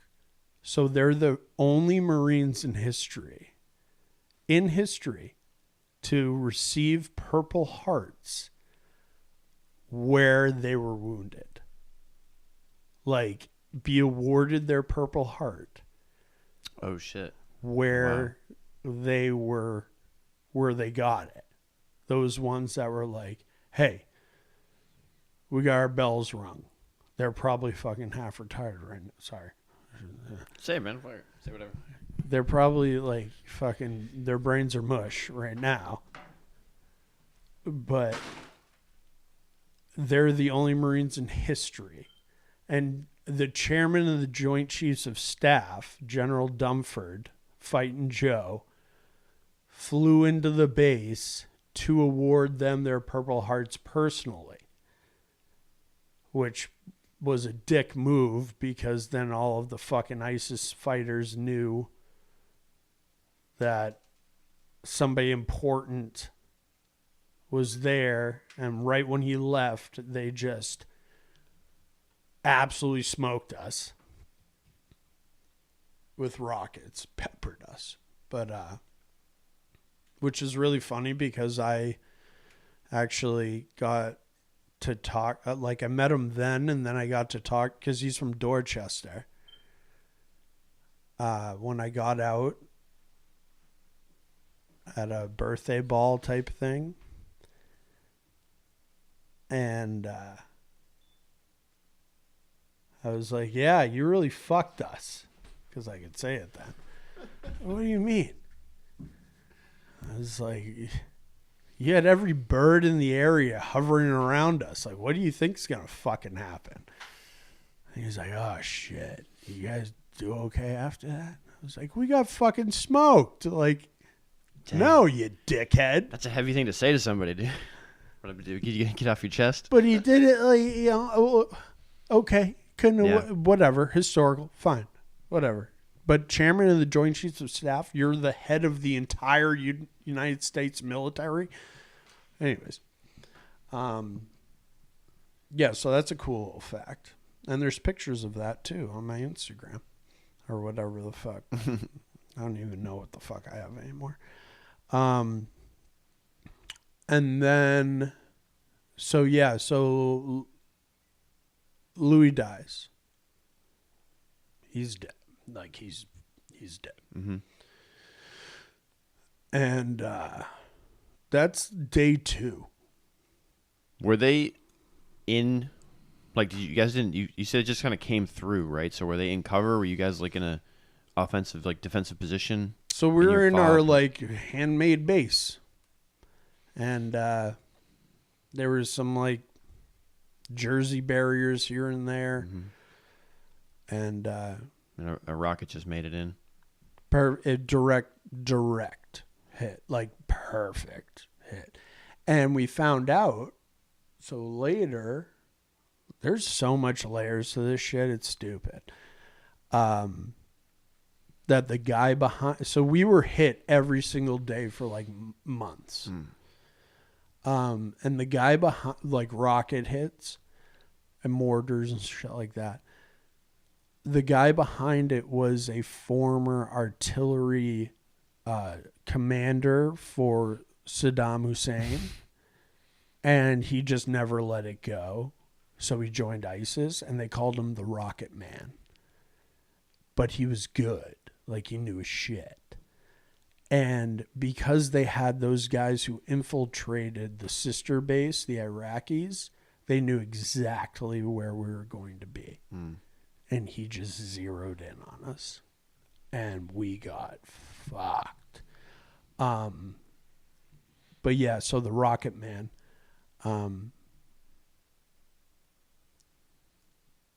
We sent a cruise missile through his fucking window. Merry Christmas. During a funeral. So that's kind of cool. Yeah. Sounds about America. The SEALs were like, dude, this guy's the SEALs used to always come to our base because we were like, it was like the Wild West where we were. So the SEALs would come in. It's like a play. And just be like kind of get their shit oriented and like, all right, look at our maps. And like, we're all like fully kitted up, like body, because we slept in our like kit. Yeah. And shit. And they would walk in with fucking dress shirts, khakis, and fucking loafers. And be like, what's up, dude? Be like, hey. Like, I'm literally look like a robot. And they're like, so, hey, we're doing a mission, like, about here, brah. On the map. Can you support us for that? Like, can you do that? Like, sure. All right, bro. We'll hit you up on the comms, man. And yeah, wow, dude, you guys, this really sucks here. You guys don't have much, do you? It's like, we don't have anything. Like, oh man, that fucking blows. Because they go to like legit bases where it's like people are cooking you food. You have a gym. You have. Yeah. And then they go do like hardcore missions and then they go back. We're just in shit. And they're like, wow, this really sucks.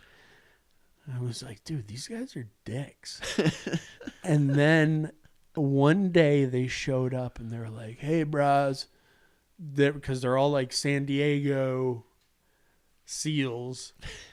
What's up, dude? It's like, hey, man, like last time I saw you guys didn't look too hot, heard what's going on, just wanted to give you some stuff. And they would like give us they gave us a couple boxes full of just dip, cigarettes, fucking like caffeine, everything. We're just like, we love you. I'm in love with you right now. So, all right, keep it real, bruh. Like, we'll be in touch. And they actually, a couple of them were killed when we were there on a mission. Damn. Yeah. But I didn't really, like, know. Well, I met them, but I didn't know them. Yeah. That's the hardest part to all this shit. Is if people actually fucking die. Yeah. No, death is like a... So there's a lyric and a song from fucking, I don't even know. I'm not even like a big fan of him. I forget his fucking name. But it's love is free and life is cheap. And the day I got out of the Marines, I wrote it on a sticky note and stuck it to the inside of my like bedroom door. And it's never fallen off. It's never left. But you say it again? Love is free and life is cheap. And that's like... It's a song lyric? Yeah. And Had you heard it before, or you heard it like? I heard when it you were- before because it's like a well-known song. I forget what the fuck it's called or whatever. Love is free, life is cheap. As long as I got me a place to sleep, some clothes on my back, and some food to eat, I can't ask for anything more or whatever. But I always you can give for nothing. But you can just die right now. So it's like, why not try to make things like better for people around you and stuff? Amen. You know, just like, why not? Why not hold that door? Why not help that lady cross the road? Why not, you know, make a kid smile walking down the street like a baby? Like, like why not? Yeah. You know? Yeah, Why not? Because you've stepped out. You've stepped out of the rat race, and you've seen. But I'm the weirdo now. I'm the embarrassing one. I'm the weirdo for thinking, for like living. For a living. For living. Like, for knowing what it's like. And you see this, the happiest people on earth are the ones who have fucking nothing in these countries, that they literally have nothing. And you see these kids just laughing, playing with a homemade soccer ball in a combat zone. They have to change the routes that they walk to school because they know which ones have IEDs on which day. And they're just like the happiest kids. And it's like, what the fuck? Like, I don't know, whatever. Anyways, Did you deploy one time? yeah, so it was the Mew. And then we got, like, I guess it's like a technical other deployment or extension for Iraq. So did you leave and go back, or did you stay there for an extended period of time? To what, Iraq? Yeah. We were just there. Okay. We were just in, living in a hole in the ground. And How long? months. So Marines aren't supposed to be deployed for more than like 6 months. I see, yeah. We're an expeditionary. Yeah, it's all gray area paperwork to kind of just do whatever the fuck they want with you. No, so that's literally what it is. Yes. So in the Constitution, it says that we need an Army, a Navy, and nothing about Marine Corps. That's why we fall under the Navy, technically. Mm-hmm. But technically, we're our own branch. And technically, there does not have to be a declaration of war To use the Marine Corps. to use the Marines. Hoorah. So the president could just be like, I don't like this guy. Here you go. And they do. Yeah. And have. Yes. Since the 1800s. How fucking weird is that shit? It's so I don't get it, but you know, whatever. You know, it is what it is. We're just, you know, misguided children of Uncle Sam. We are the fuck ups. We're the fucking whatever. But we're also not, like, maybe we're the realist, but whatever. Also, so where was I going? Oh yeah. And then a couple days after Louis gets killed, we're all fucking seeing red. We just want to kill something. The middle of the night.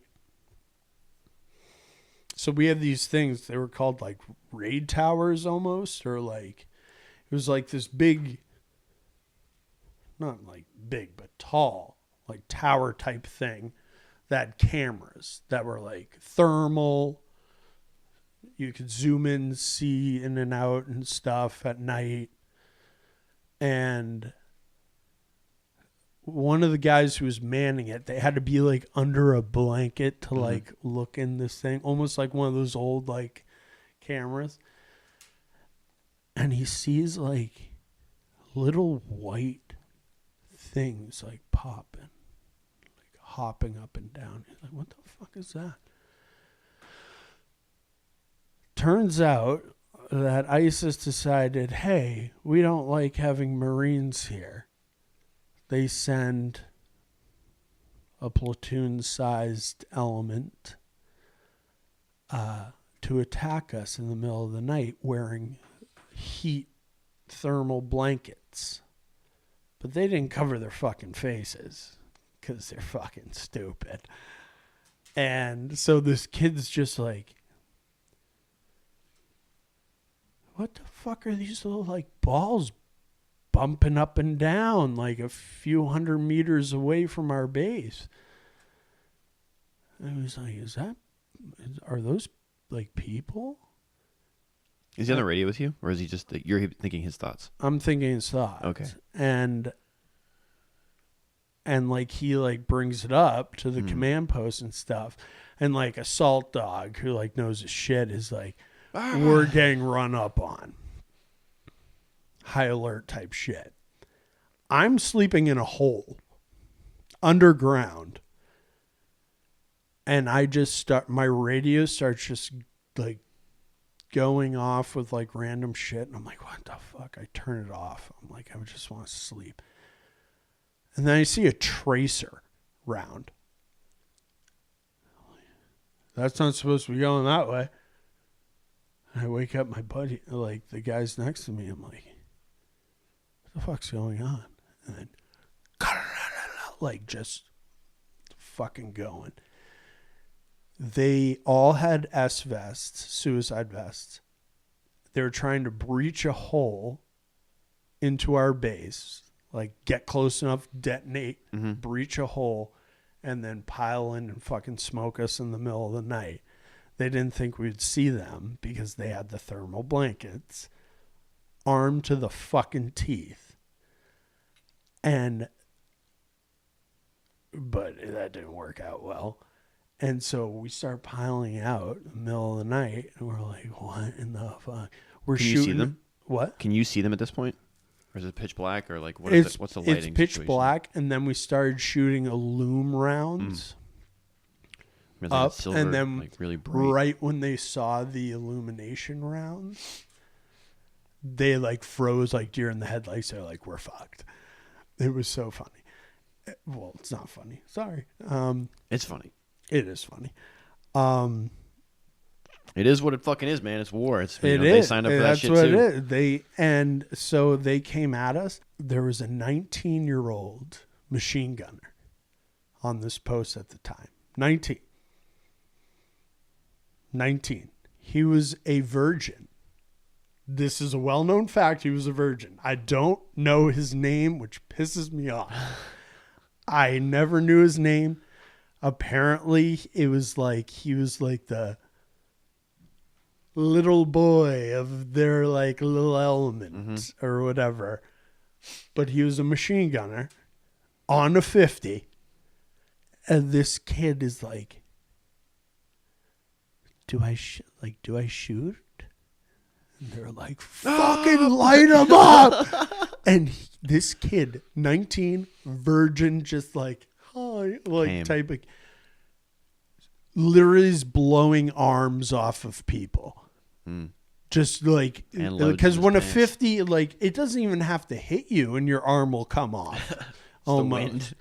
No, I'm not even joking. Yeah, the velocity of it, yeah, it's going to rip you apart. He just literally destroys, just slaughters all these people. He's like, "Did I do good?" Like, or like type of deal. Like, can I smoke a cigarette now? Holy fucking shit, bro! Like, literally disintegrating people. And we're like, "Wow, that just happened." Like, tracers are going all around everybody. Like, all this crazy shit. Where are you in this moment? Are you in the hole? Or are you able to, like, So I was running ammo to the post Mm-hmm. and going and checking on everybody. And then, And so are there other guys simultaneously returning fire? Or is like, it just him bad guys? No, your guys. Oh, yeah. Okay, so you're all firing. He's on the machine gun. Yeah, he's on the 50. Okay. There's multiple guys, dumping rounds. But, And the flare is in the air. Did it come down? Like, so the flare goes up. How long is it bright for?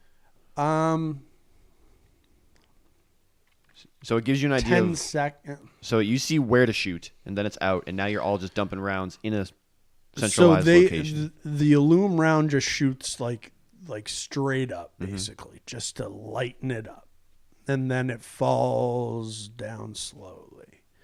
So, like, I don't know, 20 seconds at most, you get illumination. But we just kept doing Illume to, like, see. It's like any of those war movies where it's, whatever. And yeah, everybody's just going apeshit. We don't know who the fuck, what the fuck, when the fuck. But you know how the fuck. Yeah, That's all you know. We know how to do it. We know how. All right. Our dicks are hard and we got rounds in the chamber. And then it was like, is it over? Yeah, it's over. Okay, we go to bed. Wake up the next morning. We do a BDA, battle damage assessment. These guys are just fucking wasted. And none of them were Arab, which blew our minds. That's alarming. They're all Chechen. Whoa. They're foreign Chechen fighters. And we're like, we're in for some shit. Because they always taught us or told us that if you ever are fighting Chechens, you save a round for yourself. Like, you don't get caught by the Chechens.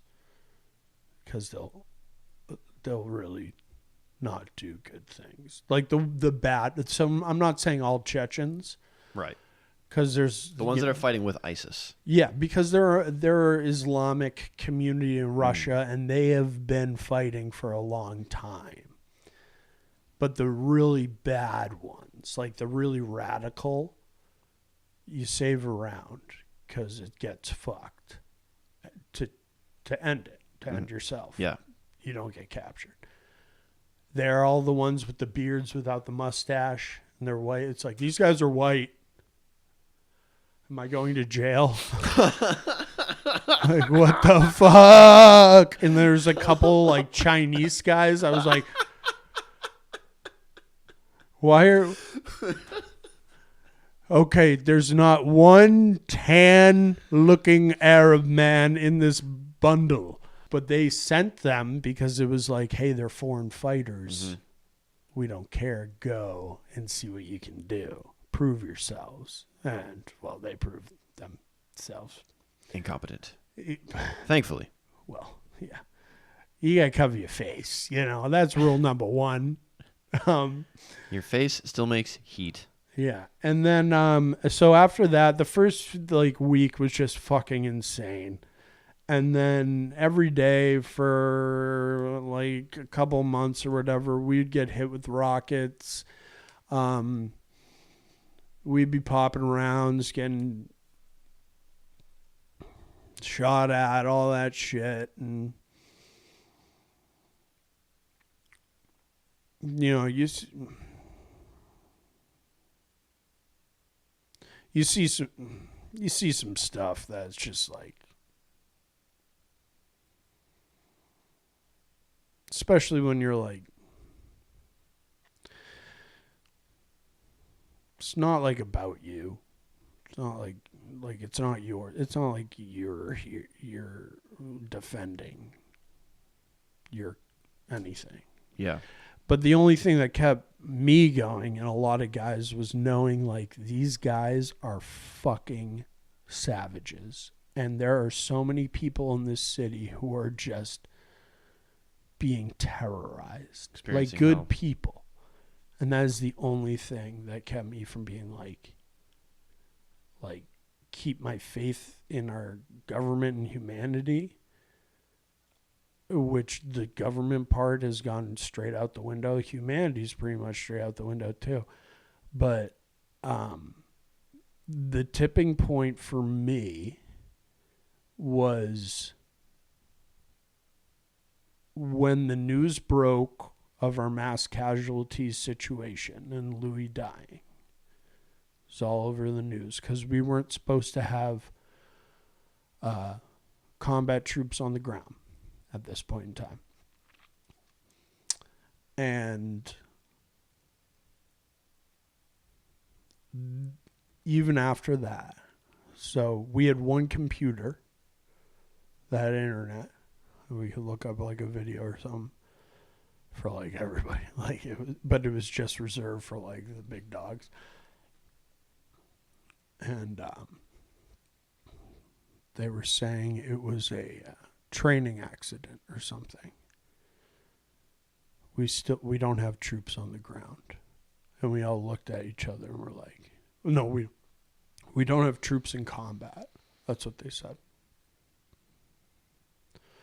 And we all looked at each other and were like, what the fuck's combat then?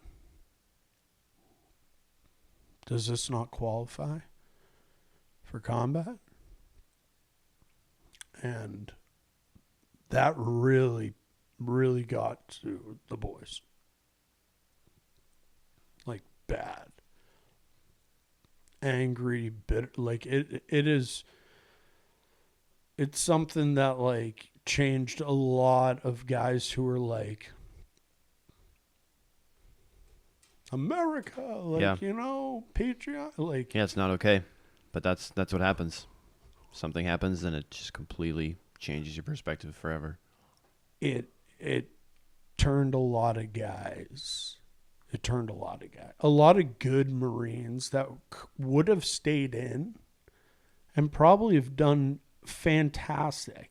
And they were like, I want nothing. Like, they want to just live in the woods, just like I want to just go live in the woods somewhere now. Yeah. Because of just something little like that. Being It's like, not little.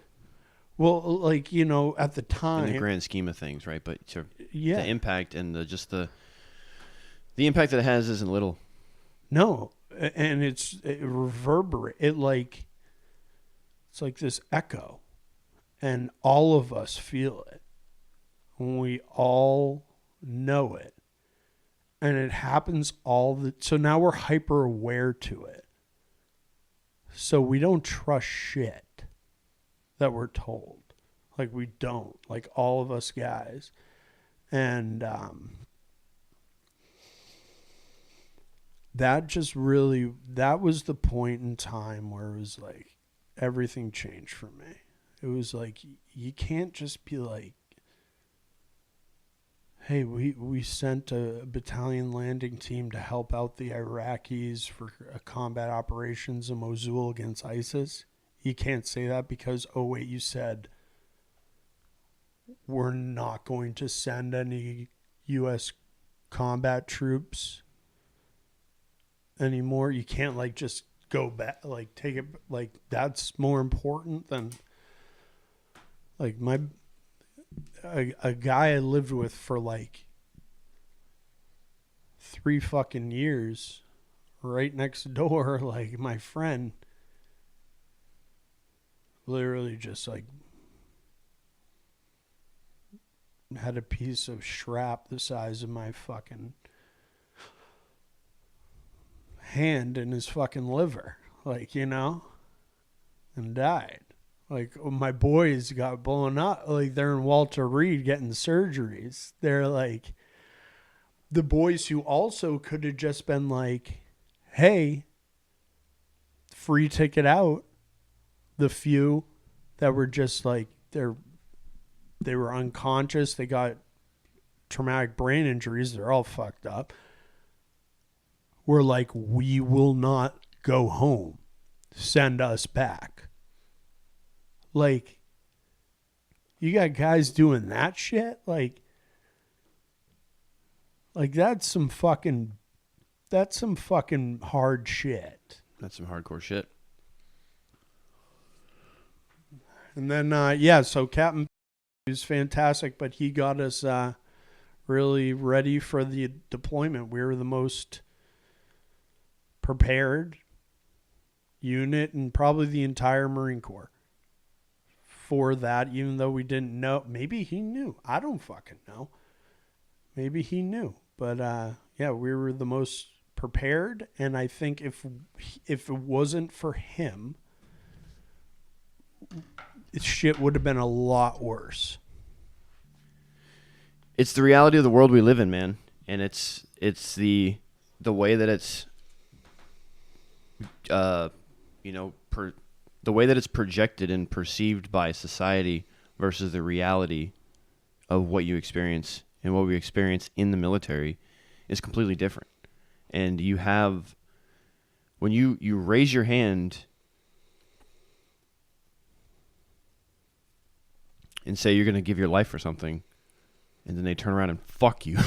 Literally, like, bend over and cough, and then fuck you. And you can never recover from it. I haven't figured anybody who has. So that's the thing. And the worst part of it all is the guys who didn't see combat, who are veterans, who feel like their feelings aren't valid and their struggles aren't valid because they didn't check that box, which is it pisses me off so much, because just getting out, if you were active duty, you went from one universe to another overnight, and there was nothing to like bridge that gap. And they all think like, oh, I don't have a right to feel how I feel. You have a right to feel however the fuck you feel. Like Susan Rottencrotch has a right to feel like shit because... That's such a Marine Corps name. I've never heard that anywhere else in the entire universe, dude, except for Marine Corps. Marines. Like... Marine Corps people. You know what I'm saying? Like, if it's... Susie? Is it Susie Rottencrotch? Yeah, Susie Rottencrotch. She lives in Parris Island. Yeah, well, if she did, I would not be doing well right now. No, but like it's all perspective. Like even just regular people, like if it's significant to you and really affects you, then it's real. Who the fuck are we to say that it's not, like judge you or like whatever? But especially I'm like military in general, active duty, like you went, like your whole world has been just like a fucking tornado, just like mine has. Seeing things that nobody else sees, understanding things nobody else understands, and then having been... We had a tornado when I was in Arkansas. Well, right before I got there. Well, there, yeah. And then being thrown into... whatever this is. Like, hey, you're back. You're the same person, right?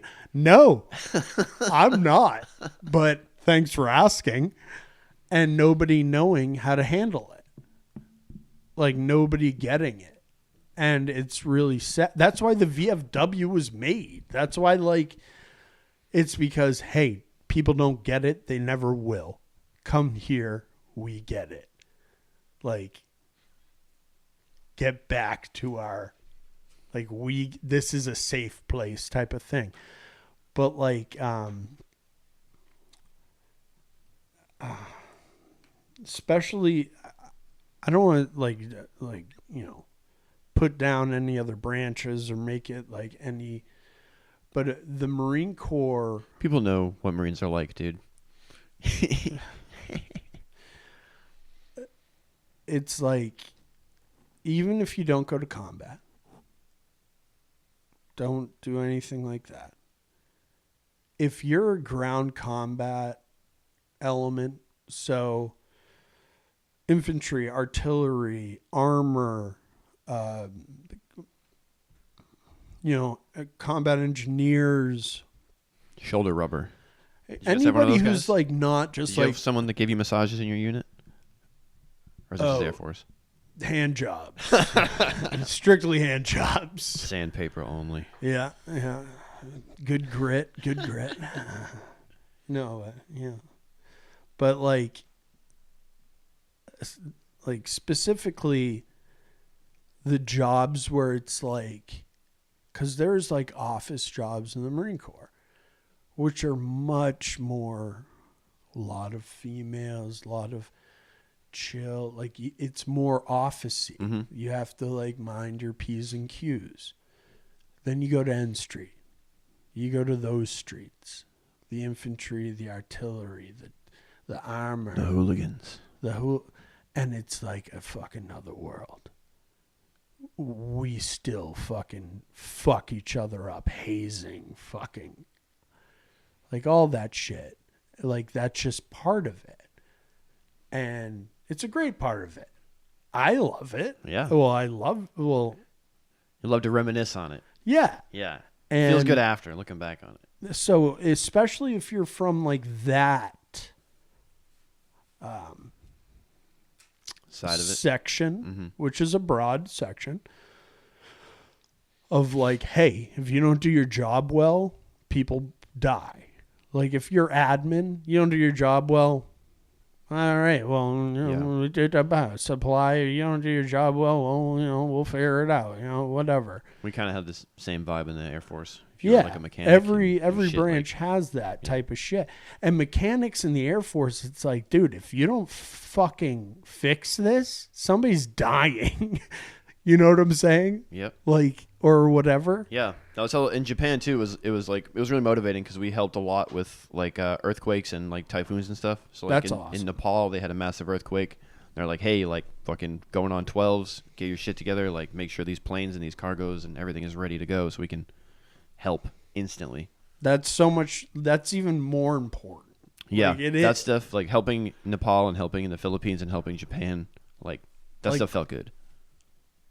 And I'm jealous of that because I knew a couple Marines when Haiti had an earthquake or something. It was like devastating. Yeah, I think they had like over 100,000 like deaths.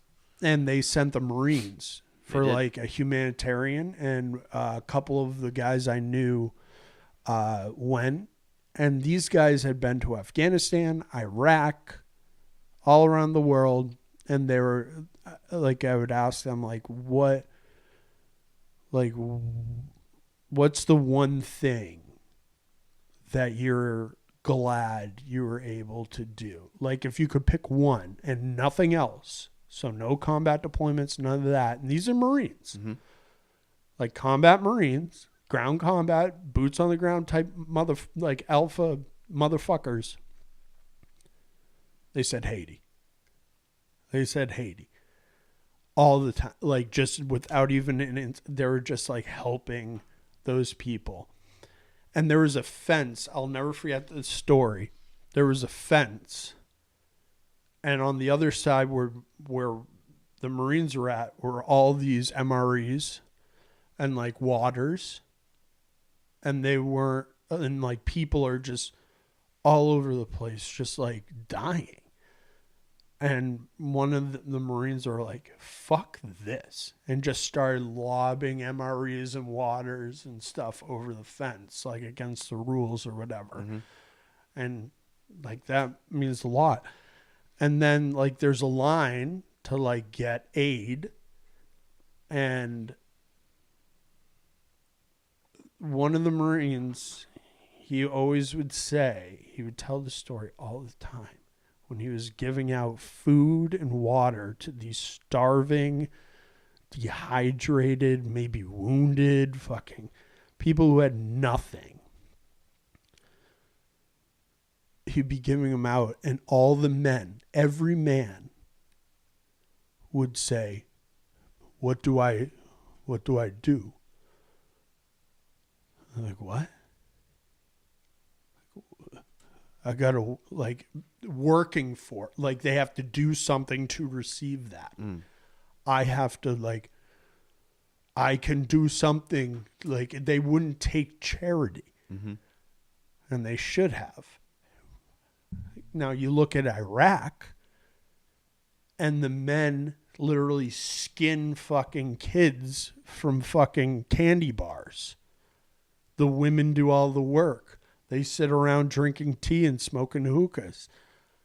And it's like, you pieces of fucking shit. Not all Iraqis, I'm sorry, I'm not. But that's the cultural difference.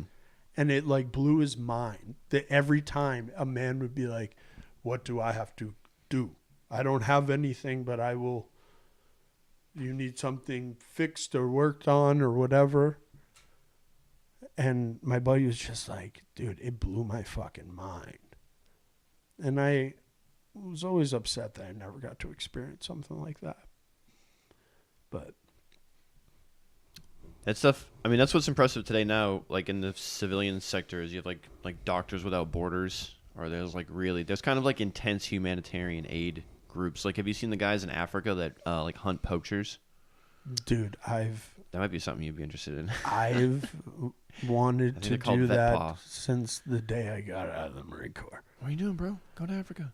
I'll help you get you. We can exercise. I'll get you in shape. I'll get you spun up. Yes, but then all of a sudden I'm a warlord in Africa. Yeah, but what else? I mean, what are you doing now? Cutting down trees? There's a new Rhodesia or something. Like, fuck. Gilligan. Sounds like a cool name. God damn. Don't even get me started. Right, I've been wanting to do that for literally, that's like any time that comes across the table, I'm like, fuck do I implement me. I love plan? Animals and I like wildlife and I hate people. Give me a gun. Oh, you're going to shoot this fucking rhino? I'm going to fuck you. I'm going to fuck you. Like, you'll no longer want to hunt rhinos. Seriously. Like, no, you can't hunt rhinos no more. There's a Ryan here somewhere. No, I'm dead serious. Like, I always think, like, that shit like that. The farm has been great for me because I'm like it's a museum basically, but it's a working farm. So they need like somebody who can do shit. And I just showed up one day because my sister told me about it because she took her class on a field trip. And I just saw like things that were like fucked up around the farm. And I just started fixing shit.